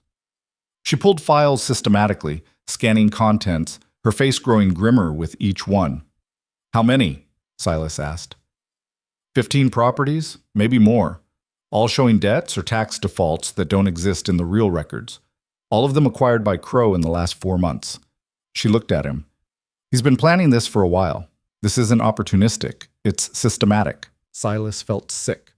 "We need to get this to someone who can stop him." "Who?" "The marshal's 2 days ride away, and by the time we get there, Crow could have destroyed these records or claimed we stole them. Then we copy them. Make duplicates." "With what? We don't have time to transcribe 15 files." Silas looked around the office, thinking. Then he saw it. A small printing press in the corner, probably used for official notices. "We don't transcribe," he said. "We print." It took them longer than planned. The press was old and finicky, and they had to work by candlelight, trying to keep quiet while the machinery creaked and groaned. But slowly, they produced copies of the key documents, enough to show the pattern of fraud. They were on the last page when they heard footsteps outside. Vivian blew out the candle instantly. They froze in the darkness, listening. The footsteps stopped at the front door. A key turned in the lock. "Petrie," Silas breathed. They gathered the papers frantically, stuffing them into the satchel Vivian had brought. The front door opened. Light from a lantern spilled into the main office. "Who's in here?" Petrie's voice was shaky but loud. "I know someone's here. I can see the windows open." Silas and Vivian moved toward the back room, but Petrie was already crossing the office. They'd never make it to the window before he saw them. Vivian made a decision. She shoved the satchel into Silas's hands and pushed him toward the window. "Go," she whispered. "Get those documents somewhere safe." "I'm not leaving you." "You have to. If we both get caught, this was all for nothing." She met his eyes in the darkness. "Trust me." Before he could argue, she stepped out of the records room into the main office, deliberately knocking over a chair. Petrie spun, his lantern swinging wildly. "You! What are you doing here?" "Looking for answers," Vivian said calmly. Answers you wouldn't give me during business hours. You broke in. That's a crime. I'm calling the deputy. Go ahead. While you're at it, maybe explain why the tax records in your locked cabinet don't match the documents Crow's been using to steal people's land. Petrie's face went pale. I don't know what you're talking about. Yes, you do. How much did he pay you, or did he threaten you? Either way, you're part of this fraud. In the back room, Silas climbed through the window as quietly as he could, the satchel clutched against his chest. He wanted to go back, to help Vivian, but he knew she was right. The documents were more important than either of them. He dropped to the ground and ran. Behind him, he heard Petrie shouting and then another voice, the deputy, responding to the commotion. Silas kept running, cutting through alleys, his lungs burning. He made it to the livery, untied Constance, and rode out of town as fast as the horse could manage in the dark. He didn't stop until he was miles up the mountain trail. Only then did he let himself think about what he'd done. He'd left Vivian behind. She'd sacrificed herself to give him time, and he'd taken it. The smart play. The necessary play. It felt like betrayal anyway. He rode through the night, the satchel pressed against his chest like a lifeline. When he finally reached the cabin, dawn was breaking cold and gray over the mountains. He went inside and spread the documents on the table, looking at the evidence they'd risked everything to obtain. It was damning, clear, irrefutable proof of Crow's systematic fraud. And Vivian was in custody because of it. Silas sat at the table, exhaustion and guilt washing over him in waves. He'd promised to protect her, to be her partner. And the first real test of that promise, he'd run away with papers while she faced arrest. He was still sitting there when he heard horses on the trail. For a wild moment, he thought it might be Vivian, somehow escaped. Then he saw who it actually was and felt his blood turn to ice. Crow rode up with 6 men, all armed. They surrounded the cabin in a loose formation that spoke of experience and intent. Silas stepped outside, leaving the rifle inside. He was outnumbered and outgunned. Violence would only get him killed. Mercer, Crow said, dismounting slowly. I believe you have something that belongs to me. I don't have anything of yours. Don't play stupid. Petrie told me everything. You and your wife broke into the land office. She's in custody. You ran, and you took documents that are property of the territorial government. I took copies of documents that prove you're a fraud and a thief. Crow smiled. That's a serious accusation. You have proof? Right inside. Want to see it? I think I'll pass. See, here's what's going to happen. You're going to give me those papers, all of them, and in exchange I'll consider not pressing charges against you and your wife. You can't press charges. You're not the victim. The people you stole from are. The people I legally acquired property from, you mean. The ones who couldn't pay their debts. Crow's smile widened. Debts that are properly documented and filed with the territory. Documented with forgeries. Prove it. I can. With the papers inside. Papers that were stolen during an illegal break-in? Papers that could have been altered or fabricated by the thieves who took them? Crow shook his head. That's not evidence. That's desperation. Silas felt the trap closing. Crow had thought this through. Even with the documents, without official backing or corroboration, they just looked like criminals trying to justify a crime. What do you want? Silas asked. I told you, the papers. And your wife's knowledge. She works for me, helping my operations increase yield, and I'll make sure the charges against her disappear. She'll never agree to that. She won't have a choice. She's looking at prison time for breaking and entering, theft of government property, conspiracy. I can make those charges stick, or I can make them go away. Depends on how cooperative you both are. And if I refuse? Crow's expression hardened. Then your wife goes to prison. You lose this property for failure to pay your own debts. And yes, I can manufacture those too. And every person you've helped in the last few months loses everything because I'll systematically destroy them until there's nothing left but my land from horizon to horizon. The threat hung in the cold morning air. Silas looked at the men surrounding him, at Crow's confident smile, at the impossible situation they'd walked into. I need time to think, Silas said. You have until sunset. After that, I file formal charges, and you both spend the rest of your lives regretting this mistake. Crow mounted his horse and rode away, his men following. Silas stood there long after they'd disappeared, trying to figure out how everything had gone so wrong so fast. He went inside and looked at the documents again. They were good. They proved everything, but Crow was right. Without context, without official validation, they were just stolen papers that could have been altered. He needed help, real help, the kind that came with authority and resources he didn't have. The answer came to him slowly, reluctantly. The territorial marshal, the one person who might have the power to investigate Crow's fraud and the jurisdiction to make charges stick. But the marshal's office was 2 days' ride, and Vivian was in custody now. 2 days might as well be a lifetime, unless he could buy time. Silas made a decision he knew he'd regret. He gathered half the documents, enough to be convincing but not enough to prove everything, and rode back to Ember Flats. He found Crow at the Rosewood Saloon, holding court like he owned the place, which Silas realized he probably did. "I'll make a deal," Silas said, dropping the papers on Crow's table. "These documents for Vivian's release. She goes free, and I'll talk to her about working with you." Crow picked up the papers, examined them, then smiled. "You're lying. You'll say anything to get her back, then you'll both disappear." "I'm not lying. I'm buying time to save her." "Honest, at least." Crow set the papers down. "But not good enough. I want all the documents, and I want her commitment in writing before she's released. That's not negotiating. That's demanding surrender." "Yes, it is." Crow leaned back. "You're not in a position to bargain, Mercer. You never were." Silas felt fury rising but forced it down. Losing his temper now would only make things worse. "Let me see her," he said. "Let me talk to her. Then I'll get you what you want." Crow considered this. Then he nodded. "You have 10 minutes. Use them wisely." They walked to the small building that served as the town's jail. The deputy unlocked the cell where Vivian sat on a narrow cot, her face bruised and her dress torn. "What happened?" Silas asked, rage flooding through him. "Petrie got brave when he realized I was alone," Vivian said quietly. Deputy stopped him before it got worse. Silas turned to Crow. "You let your clerk assault her?" "I don't control Petrie's actions, though I understand his frustration." Crow gestured to the deputy. "Give them privacy, but stay close." The deputy stepped outside. Silas moved to the cell bars. "I'm getting you out of here," he said. "Not by giving Crow what he wants." Vivian stood, moving stiffly. "Tell me you didn't bring the documents." "I brought some, not all." "Silas, I had to do something. I can't leave you in here." "Yes, you can. You have to." She gripped the bars.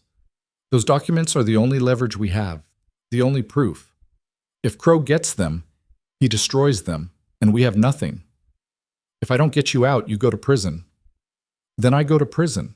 But at least the truth still exists." Silas shook his head. "No, I'm not accepting that. You have to. This is bigger than me, bigger than us." Her voice cracked. "There are 15 families about to lose everything. You can stop that, but only if you don't waste the proof trying to save me. There has to be another way." "There isn't. You know there isn't." She reached through the bars and took his hand. "You asked me to trust you. Now I'm asking you to trust me. Take those documents to the marshal. Make him listen. Make him investigate. And don't come back until you have enough power behind you to tear Crow's operation apart. That'll take days, maybe weeks. I know.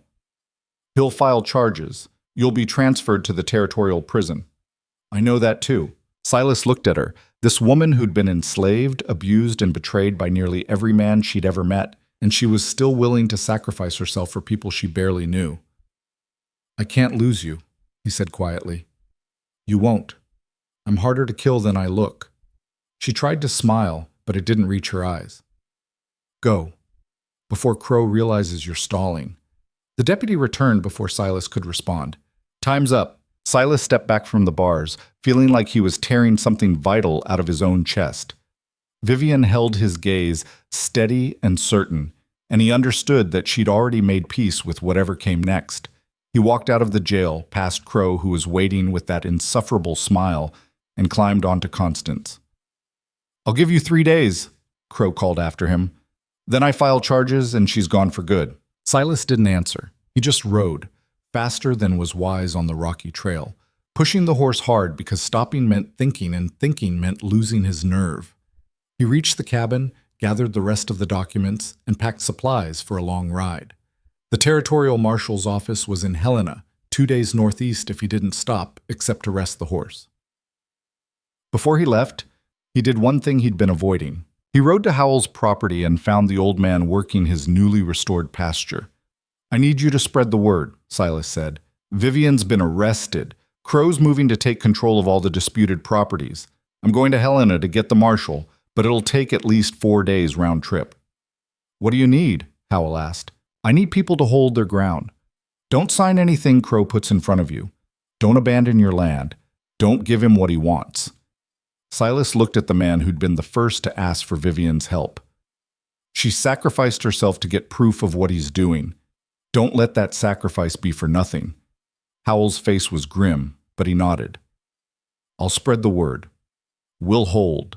Silas rode north as the sun climbed higher. The documents were in his saddlebag, creased and stained but complete. The evidence that could break Crow's operation if he could just get someone to listen. Behind him, Vivian sat in a cell, waiting for justice that might never come. And somewhere ahead, in a town he'd never seen, a territorial marshal either would believe the impossible story Silas was bringing or would dismiss him as another desperate farmer with an axe to grind. Everything depended on the next 4 days. Silas pushed Constance harder, the mountain falling away behind him as he descended into the valley that would lead him north to Helena and whatever fate was waiting there. Helena sprawled across the valley like someone had spilled a town and never bothered to clean it up properly. Silas rode in just after dawn on the second day, his body aching from sleeping on cold ground and his mind replaying every moment he'd left Vivian behind in that cell. The territorial marshal's office sat on a side street near the courthouse, a squat brick building that looked more permanent than anything in Ember Flats. Silas tied Constance to the rail outside and pulled the saddlebag containing the documents over his shoulder. His reflection in the window showed a man who looked half wild, unshaven, trail-worn, desperate. Not exactly the image that inspired confidence. He pushed through the door anyway. The marshal was a barrel-chested man in his 50s with iron-gray hair and eyes that had seen enough of humanity's worst to be permanently suspicious. His nameplate read Marshal Edwin Thorne. He looked up from paperwork as Silas entered, his expression already shifting toward dismissal. "Help you?" Thorne asked. "I need to report a crime. Multiple crimes. Land fraud, forgery, false imprisonment." The words tumbled out faster than Silas intended. A man named Barrett Crow is systematically stealing properties in the Ember Flats region through forged tax documents and manufactured debts. Thorne set down his pen. "That's a serious allegation. I have proof." Silas dropped the saddlebag on the desk. Copies of the real tax records compared to the forgeries Crow's been using. 15 properties so far. Maybe more. Thorne opened the bag and pulled out the documents. He examined them silently, his expression giving nothing away. Minutes stretched. Silas stood there, his heart pounding, while the marshal flipped through page after page. Finally, Thorne looked up. "Where'd you get these?" "The land office in Ember Flats. The originals are locked in the records room. These are copies." "Did you have authorization to make copies?" Silas hesitated. The truth would probably end this conversation immediately, but lying wouldn't help. "No." "So you broke in?" "Yes." Thorne leaned back in his chair. "Let me make sure I understand. You illegally entered a government building, stole confidential documents, made unauthorized copies, and now you want me to use those copies as evidence against a prominent rancher. The copies prove he's a fraud. They prove you committed a crime. That's all they definitely prove." Thorne pushed the documents back across the desk. "Even if these are legitimate, any lawyer worth his fee will get them thrown out as inadmissible. Fruit of the poisoned tree. You understand what that means? It means the law protects criminals if you follow the wrong procedure catching them. It means the law protects everyone's rights, even criminals, because that's how the system works." Thorne's voice was firm but not unkind. "You might be telling the truth. These documents might be real, but I can't build a case on evidence obtained illegally." Silas felt everything collapsing. "So you're not going to investigate?" "I didn't say that. I'm saying I can't use what you brought me." Thorne stood and walked to a map on the wall showing the Montana Territory. "Barrett Crow, I've heard the name, owns the Crow Ranch, big cattle operation, connected to the territorial legislature. Has friends in the land office and probably the governor's office too. So he's untouchable," So he's difficult. There's a difference. Thorne turned back to Silas. You want me to investigate? I'll investigate. But I need legitimate cause. That means complaints filed by the actual victims. That means access to the original records through proper channels. That means building a case that'll stand up in court instead of falling apart the moment Crow's lawyers get involved. That'll take weeks, maybe months. Probably. My wife's in jail right now because she helped me get those documents. Crow's threatening to transfer her to the territorial prison and bury her under charges that'll keep her locked up for years. Thorne's expression softened slightly. Your wife, the one who broke in with you. She stayed behind so I could get away with the proof. She sacrificed herself for this. Silas pointed at the documents. And you're telling me it was all for nothing. I'm telling you she sacrificed herself for evidence I can't use in the way you want. That doesn't make it worthless. It tells me what to look for when I do this properly. Thorne sat down again. Here's what I can do. I can ride to Ember Flats, interview the complainants, request access to the land office records through official channels, and begin a preliminary investigation. If I find what you're claiming, I'll build a case. But I can't promise speed, and I can't guarantee your wife won't face charges for the break-in. She'll be in prison before you even start investigating. Maybe. Or maybe I can delay her transfer while I look into whether the charges against her are part of this larger pattern of misconduct. Thorne met Silas's eyes. That's the best I can offer. Take it or leave it. Silas wanted to argue, to demand faster action, to make this man understand that every day wasted was a day Vivian suffered. But he could see in Thorne's face that pushing harder would only make things worse. How long before you can start? Silas asked. I'll leave tomorrow. Get to Ember Flats in 2 days, start interviews immediately. Thorne pulled out a form. I'll need a formal statement from you. Names, dates, everything you know about Crow's operation. Silas spent the next 3 hours telling Thorne everything. The forged documents. The systematic targeting of vulnerable homesteaders. Crow's attempt to hire Vivian and his threats when she refused. The intimidation. The corruption of local officials. Thorne took notes, asked pointed questions, and occasionally looked skeptical but never dismissive. When they finished, Silas felt hollowed out and exhausted. One more thing, Thorne said. This woman, your wife, what's her name? Vivian Mercer. Used to be Hale.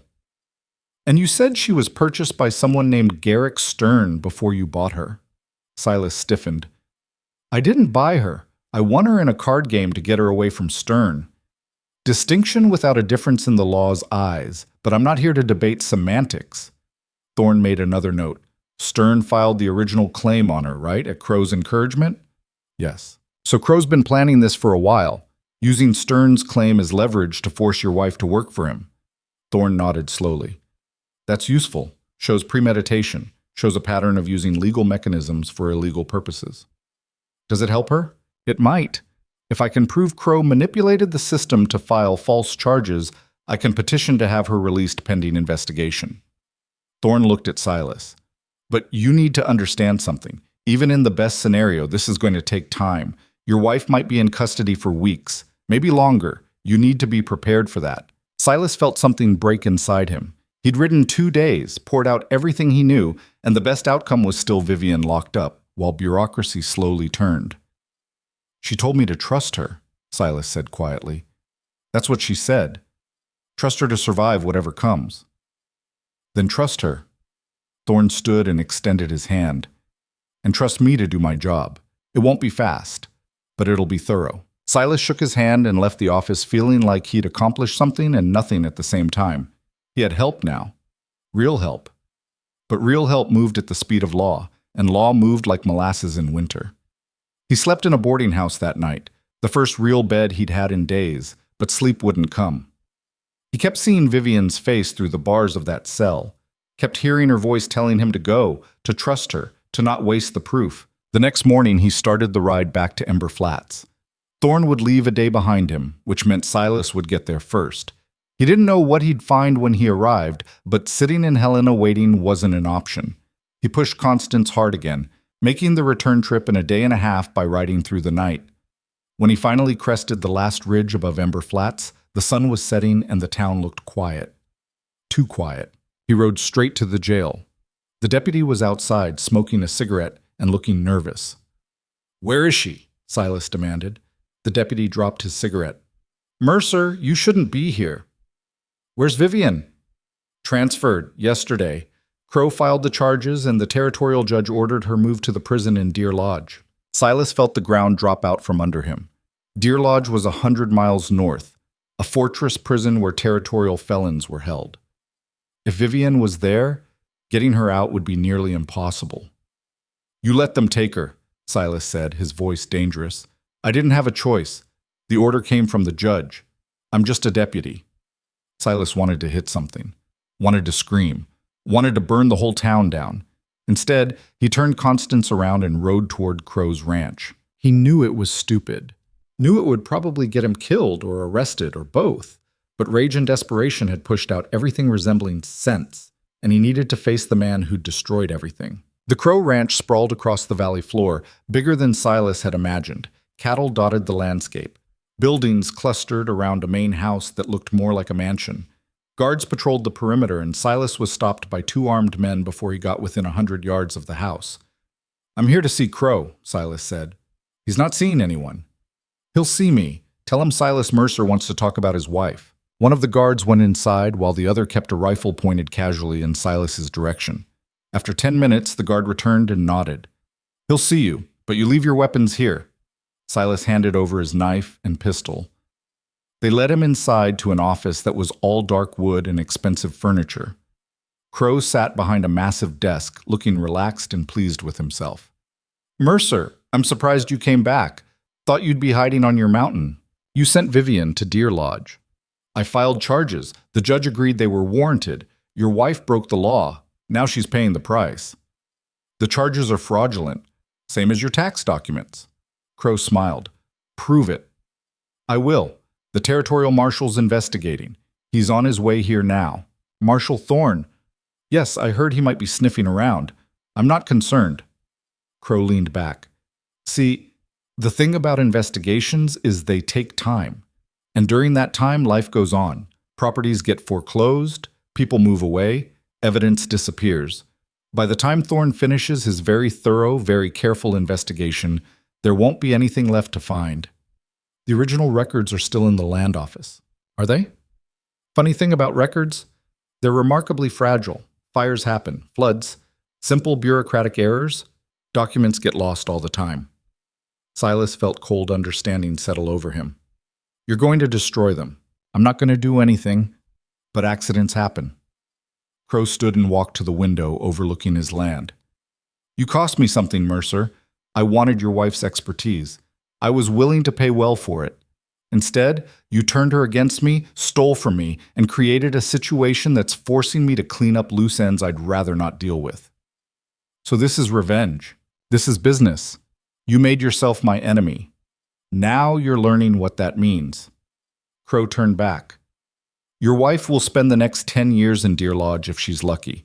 You'll lose your property within the month, and everyone you convince to hold their ground against me will be gone by spring. That's not revenge. That's just the natural consequence of fighting someone who plays the game better than you. Silas took a step forward. The guards moved immediately, weapons raised. Silas stopped.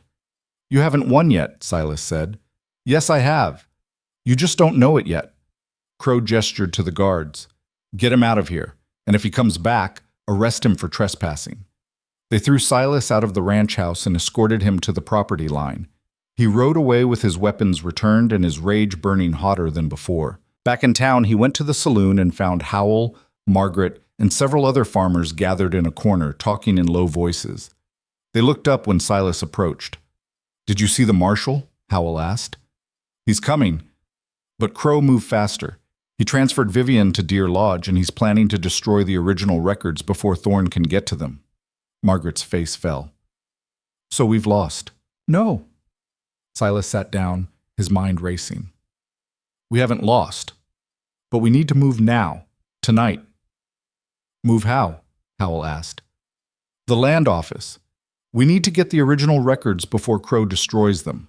We document everything. Photograph it if we can, make copies that can't be dismissed as stolen. Then we hold those records until Thorne gets here. That's breaking in again, Margaret said. After what happened to Vivian, After what happened to Vivian, we owe it to her not to let this be for nothing. Silas looked at each of them. Crow thinks he's won because he's got power and connections and enough money to corrupt anyone who matters, but he's missing something. He doesn't have what we have.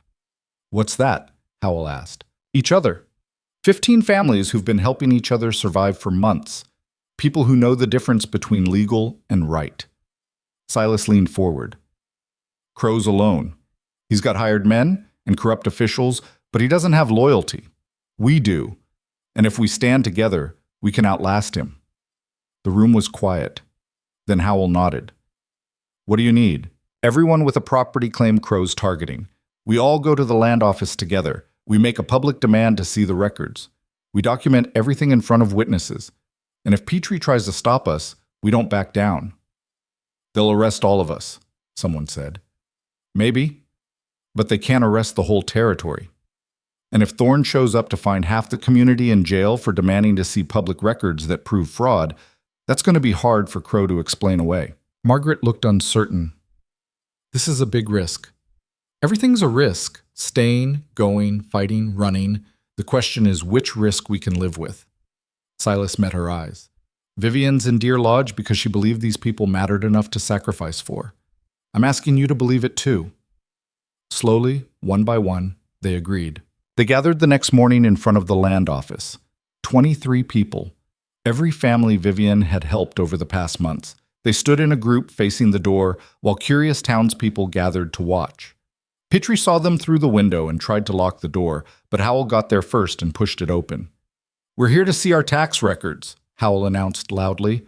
Public records, which we have a legal right to examine. Petrie's face went red. You can't all just storm in here. We're not storming, we're requesting. Margaret stepped forward. Unless you're saying we don't have a right to see documents about our own properties? A crowd was forming outside now. People loved a spectacle, and this was shaping up to be one. Petrie looked panicked. I need to get authorization. From who? Silas asked. These are public records in a public office. You're a public servant. Serve the public. The deputy arrived, summoned by someone in the crowd. He looked at the situation and seemed to realize he was in over his head. What's going on here? The deputy asked. We're exercising our legal right to examine public records, Howell said calmly. No crime, no violence, just citizens asking to see documents about our own land. The deputy looked at Petrie. That legal? Well, yes, technically, but then let them see the records. The deputy crossed his arms. I'm not arresting 20 people for looking at paperwork. Petrie looked like he wanted to argue, but the crowd outside was growing and the situation was slipping out of his control. Finally, he unlocked the records room door. Fine, but you touch anything, you're out. They filed in systematically. Silas directed people to find their own property files. One by one, they pulled the original records and compared them to the forged documents they'd received from Crow. Mine says paid in full, Howell called out. The forgery says I owe $300. Same here, Margaret said. My taxes are current. The document Crow gave me is completely fabricated. Person after person confirmed the same pattern. Real records showing everything current. Forged documents showing debts that didn't exist. Someone had brought a camera. They photographed each discrepancy. Original next to forgery. Clear evidence of systematic fraud. Petrie watched, his face growing paler. He knew what this meant. When Thorne arrived, there would be irrefutable proof. Proof that couldn't be dismissed as stolen because it had been obtained through legitimate public request, witnessed by half the town. They were documenting the last set of files when Crow arrived with 6 armed men. He pushed through the crowd outside and stopped in the doorway of the land office, taking in the scene. His expression was cold fury, barely controlled. What is this? He demanded. Public records review, Silas said. Legal. Witnessed. Documented. These people are disrupting official business. We're conducting official business, Howell interrupted. Unless you're saying we don't have a right to see our own files. Crow's jaw worked. He looked at the deputy. Arrest them. All of them. The deputy shifted uncomfortably. For what? They're just looking at papers. For trespassing, conspiracy, theft. They didn't take anything. And it's a public office. The deputy was young, but he wasn't stupid. I arrest 20 people for looking at public records. I'll be the one who looks bad, not them. Crow turned his cold gaze on Silas. You think you're clever, but this proves nothing. It proves everything. Silas held up a stack of photographs. Original records showing no debt. Your forged documents showing manufactured debt. Pattern across 15 properties. All photographed. All witnessed. All documented properly this time. Photographs can be faked. Not when they're taken in front of 40 witnesses with the deputy present. Silas smiled for the first time in days. You've been cornered. You just don't know it yet. Crow's hand moved toward his coat. Silas saw the motion and understood what was about to happen. Crow was going to draw a weapon, was going to claim self-defense or provocation or anything that would justify violence. Silas stepped forward, hands visible and empty. Go ahead, shoot me in front of all these witnesses. See how that helps your case. Crow's hand froze. His eyes darted to the crowd, to the deputy, to his own men who looked uncertain. The situation had spun completely out of his control. This isn't over, Crow said. Yes, it is.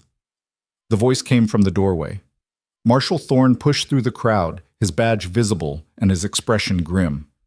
Mr. Crow, I'm going to need you to come with me. I have questions about these property transfers. Crow's face went white. I don't have to answer anything without my lawyer. You're welcome to have your lawyer present, but you're still coming with me. Thorne looked at the deputy. Secure this office, no one in or out until I've finished interviewing everyone and examining the records myself. You don't have jurisdiction here, Crow said. I have territorial jurisdiction anywhere I determine a crime's been committed, and based on what I'm seeing, there's been quite a lot of crime. Thorne gestured to his deputies. He'd brought 3 with him from Helena. Escort Mr. Crow to the courthouse, politely, unless he resists. Crow looked like he wanted to resist, wanted to fight, but he was smart enough to recognize when he'd lost the immediate battle. He let them lead him away, his men following uncertainly. Thorne turned to Silas. You couldn't wait 2 more days? He was going to destroy the records. We had to move. And you did, loudly, publicly, with enough witnesses that no lawyer in the territory can claim this evidence is tainted. Thorne almost smiled. Not how I would have done it, but effective. Over the next 3 days, Thorne conducted interviews and examined records. He found everything Silas had claimed and more. Not just the 15 properties they knew about, but 23. Crow had been systematically targeting anyone vulnerable, manufacturing debt, and seizing land through a web of forged documents and corrupted officials. Petrie confessed almost immediately, naming Crow as the source of the forgeries and admitting he'd been paid to file false records. The tax assessor, Grimsby, was arrested trying to flee the territory. Even the judge who'd ordered Vivian transferred turned out to be on Crow's payroll. The evidence was overwhelming, comprehensive, damning. But Vivian was still in Deer Lodge. Silas went to Thorne on the 4th day. You have everything you need to charge Crow. Get Vivian released. I'm working on it. But the wheels of justice, I don't care about wheels. She's innocent. She's been in that prison for a week for a crime she committed trying to expose a criminal. Get her out. Thorne looked at him steadily. I filed the petition yesterday, but the territorial court has to review it, and they're backed up with cases. Could be another week. That's not good enough. It's the system we have. Silas felt fury rising. The system put her there for doing the right thing. The system let Crow steal from people for months. At what point does the system actually protect anyone? When enough people demand it does. Thorne's voice was firm. You did that. Those families did that. Now the system's responding, just not as fast as you want. Silas left before he said something that would land him in the cell next to Crow. He rode back to the cabin and spent the next week working the land Vivian had restored, trying to channel his helplessness into something productive. The word came on the 8th day. A writer from Helena with a telegram. Vivian's charges had been dismissed. She was being released immediately and provided transportation back to Ember Flats. Silas rode to town and waited at the stage depot like a man watching for salvation. When the stage finally arrived 2 days later and Vivian stepped out, thin and pale but whole, something inside him that had been clenched tight finally released. She saw him and stopped. For a moment they just looked at each other. Then she walked over, moving stiffly, and he caught her before her legs gave out. You did it, she said quietly. Thorne told me. You got the evidence. You broke his operation. We did it. All of us. Silas held her carefully, aware of how fragile she felt. Are you all right? I've been worse. She pulled back to look at him. Is it really over? Crow's in custody. The properties are being returned. Petrie and Grimsby are facing charges. The corrupt judge resigned. Silas managed to smile. It's really over. Vivian's eyes filled with tears, and she let them fall without trying to hide them. I didn't think we'd win. I thought we'd fight and lose, and at least we'd have tried. But we actually won. You won. You saw what Crow was doing. You got the proof. You sacrificed yourself so the truth could get out. We sacrificed, she corrected, together. They rode back to the cabin slowly. Vivian was exhausted, and Silas could see the toll the last weeks had taken. But she was free. She was home. And that was enough for now. The final hearing took place 3 weeks later. Crow faced the territorial judge, a new one, brought in from another district, and the evidence was presented methodically. Documents, photographs, testimony from 23 families, confessions from Petrie and Grimsby. Crow's lawyers tried everything, claimed the evidence was tainted, argued technicalities, attacked the credibility of witnesses, but there was too much proof and too many people willing to testify. The case was airtight. The judge ruled that all properties seized through fraudulent documents would be returned to their original owners. Crow was fined, stripped of his territorial land holdings, and faced criminal charges for fraud, forgery, and corruption of public officials. His ranch would be sold to pay restitution. Stern, who'd filed the original claim on Vivian, was found and arrested for human trafficking and conspiracy. He confessed that Crow had paid him to create the claim and testify at the hearing. He got 5 years. When it was all done, when the legal machinery had finally ground through every motion and appeal, Silas and Vivian stood outside the courthouse watching Crow being led away in chains. How do you feel? Silas asked. Like I can breathe for the first time in years. Vivian watched until Crow disappeared from view. He thought power made him untouchable. He forgot that power only works when people accept it. When they refuse, when they stand together, it falls apart. They walked back through town, and people nodded as they passed. Some stopped to thank them. Others just watched with respect that hadn't been there months before. At the edge of town, Margaret caught up with them. I wanted you to know. We're organizing. All the families you helped. We're going to form a cooperative, pool resources, share knowledge, make sure nobody can do what Crow did ever again. That's good, Vivian said. We want you to lead it. You've got the knowledge, the vision. People trust you. Vivian looked at Silas, then back at Margaret. I appreciate that. But I'm done leading. I'll help. I'll share what I know. But someone else needs to step up. You, maybe. Or Howell. The point of all this wasn't to replace Crow with someone else telling people what to do. It was to give people the power to make their own choices. Margaret smiled. Then we'll make it a council. Everyone has a voice. No single person in charge. That's better. As they walked away, Silas said, You could have taken that position. They'd have followed you. I know. That's why I can't take it. I spent too long being controlled by men who thought they knew better. I'm not becoming that person for others. She looked at him. Besides, I have other things to focus on. Like what? She took his hand and he felt something different in the gesture. Not desperation or necessity, something softer. Like building a real marriage. If you're still interested. Silas stopped walking. Are you saying... I'm saying the last 5 months we've been partners out of necessity. We got married to protect me legally. We fought together because we had to, but now we don't have to do anything. She faced him fully. So I'm asking, do you want to stay married because the paper says we are, or because you actually want to be? Silas looked at this woman who'd walked into his life as property and transformed it into something he barely recognized, who'd taken his dying land and made it thrive, who'd helped dozens of people without asking for anything in return, who'd sacrificed herself rather than let corruption win. I want to be, he said, not because of what you did or what you know, just because of who you are. Vivian smiled, real and unguarded. Then let's start over, properly this time, as equals choosing each other. Winter came to the mountain, and this year Silas wasn't facing it alone. He and Vivian worked the land together, preparing it for spring planting. They talked about what to grow, about expanding, about the future in ways Silas had stopped letting himself imagine years ago. The cooperative Margaret had mentioned became real. 15 families working together, sharing knowledge and resources. Vivian taught them her techniques, and they taught her things she'd never learned.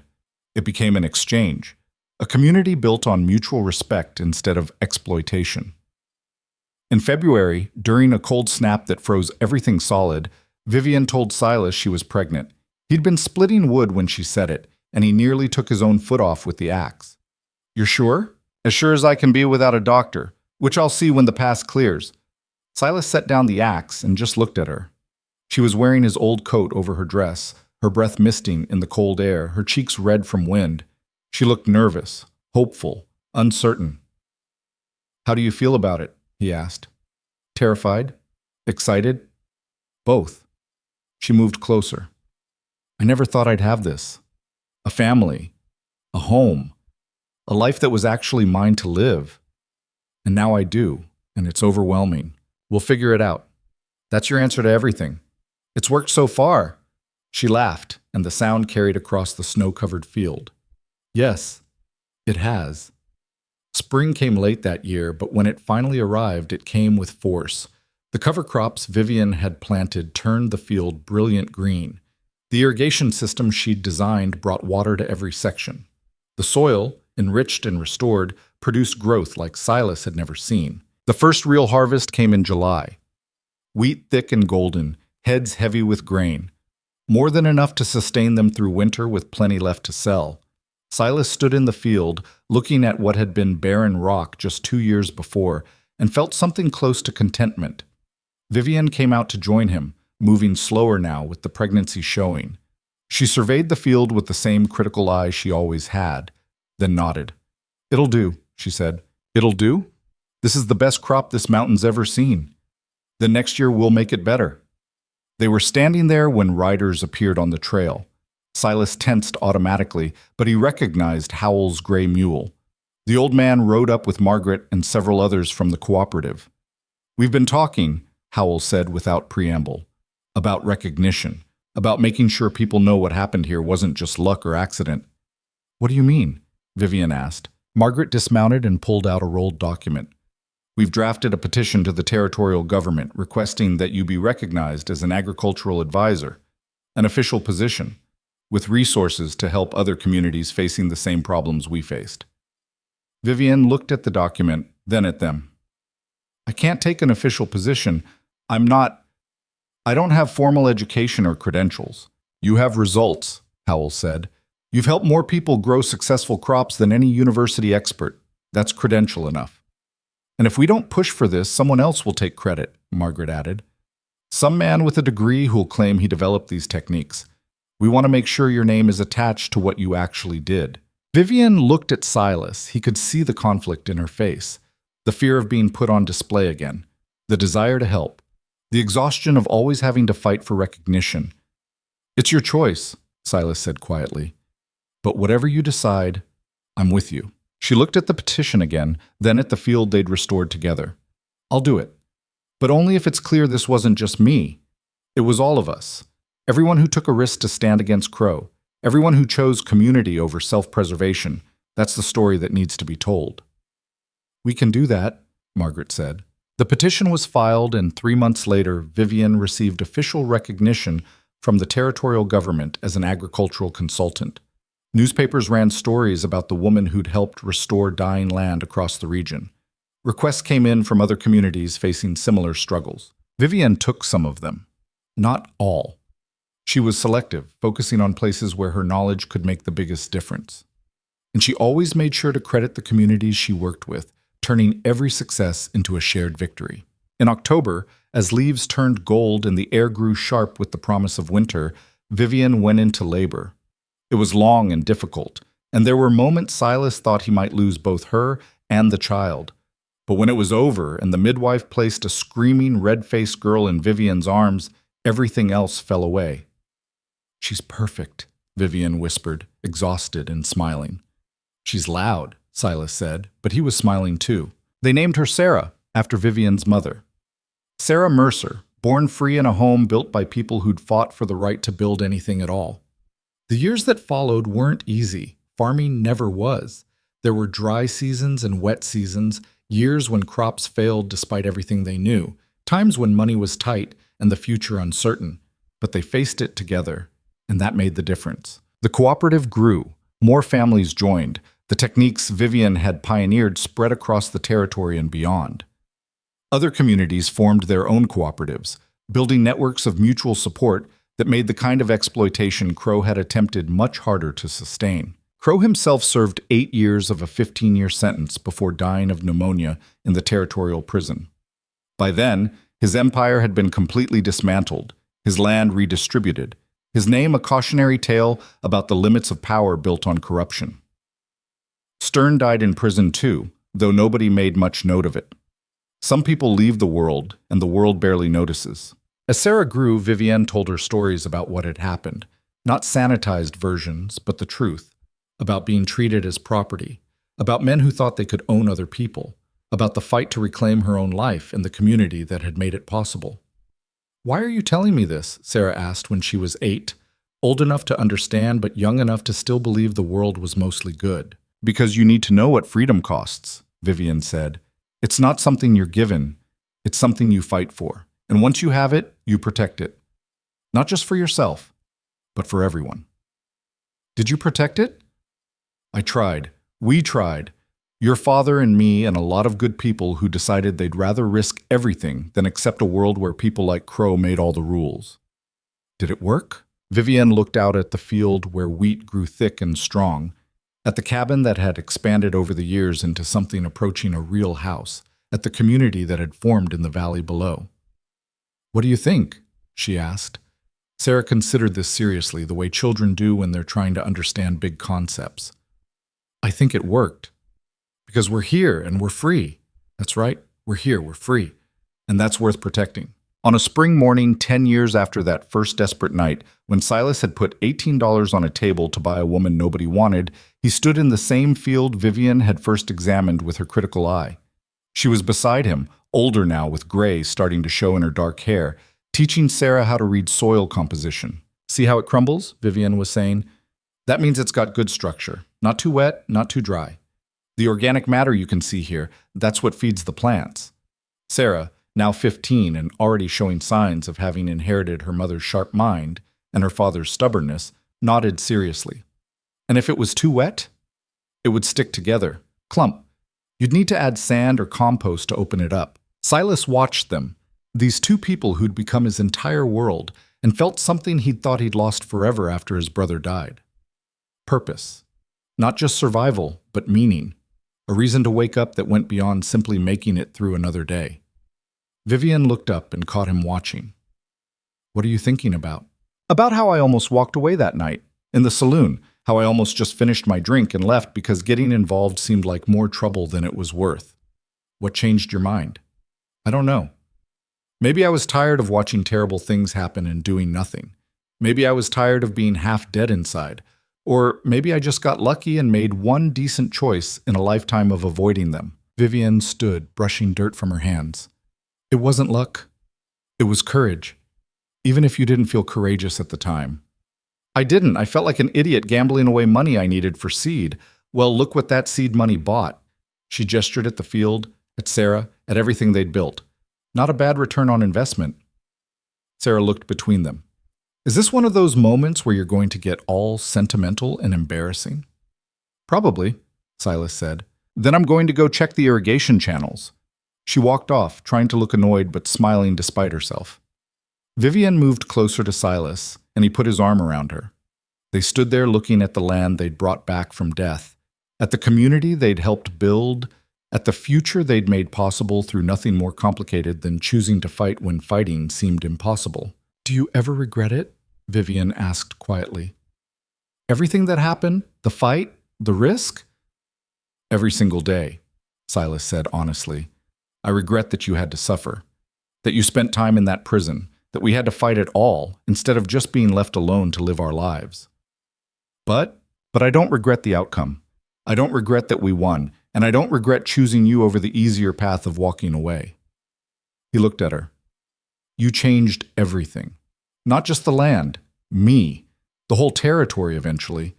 You showed people that broken things can be fixed if you're willing to do the work. We did that, she corrected.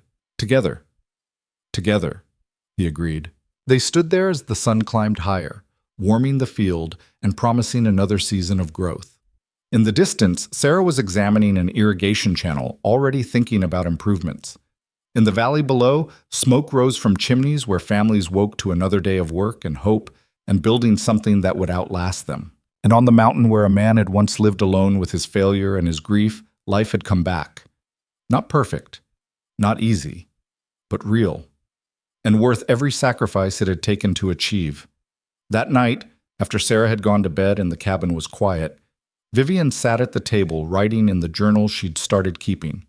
She wrote about the day's work, about Sarah's progress, about plans for next season's planting. Then on the last page, she wrote something different. I spent 2 years believing I was nothing more than what men said I was. Property, labor, something to be used and discarded. Then I met a man who looked at me and saw a person, who gave me space to be more than I'd been allowed to be, who fought beside me instead of for me. That changed everything. Not because he saved me, I had to save myself, but because he showed me that partnership was possible, that freedom wasn't just escape, but the ability to choose how you lived and who you built your life with. We've built something good here, something that will outlast us. And every time I see that field growing strong, or watch our daughter read the soil the way I taught her, or feel Silas's hand in mine, I remember that the choice to fight, even when fighting seemed impossible, was the right one. Not because we won, because we tried, because we refused to accept that power and corruption always win. They don't. Not if enough people stand up and say no. Not if enough people choose community over fear. Not if enough people remember that we're all more than what the world tries to make us. We're what we choose to become, together. She closed the journal and looked out the window at the field silvered by moonlight. Somewhere in that field, seeds they'd planted were already pushing toward the surface, preparing for another season of growth. Somewhere in the valley, families slept secure in homes they'd fought to keep. Somewhere in the territory, people were reading about what had happened here and thinking maybe, just maybe, they could fight their own battles and win. The story that had started with $18 and a desperate gamble had become something bigger than either of them could have imagined. It had become proof that broken systems could be challenged, that corrupt power could be defeated, that people who'd been told they were nothing could become everything. And on a small mountain farm in Montana, where the land had learned to live again, two people who'd found each other in darkness had built something that would endure long after they were gone. Not because it was perfect, because it was true.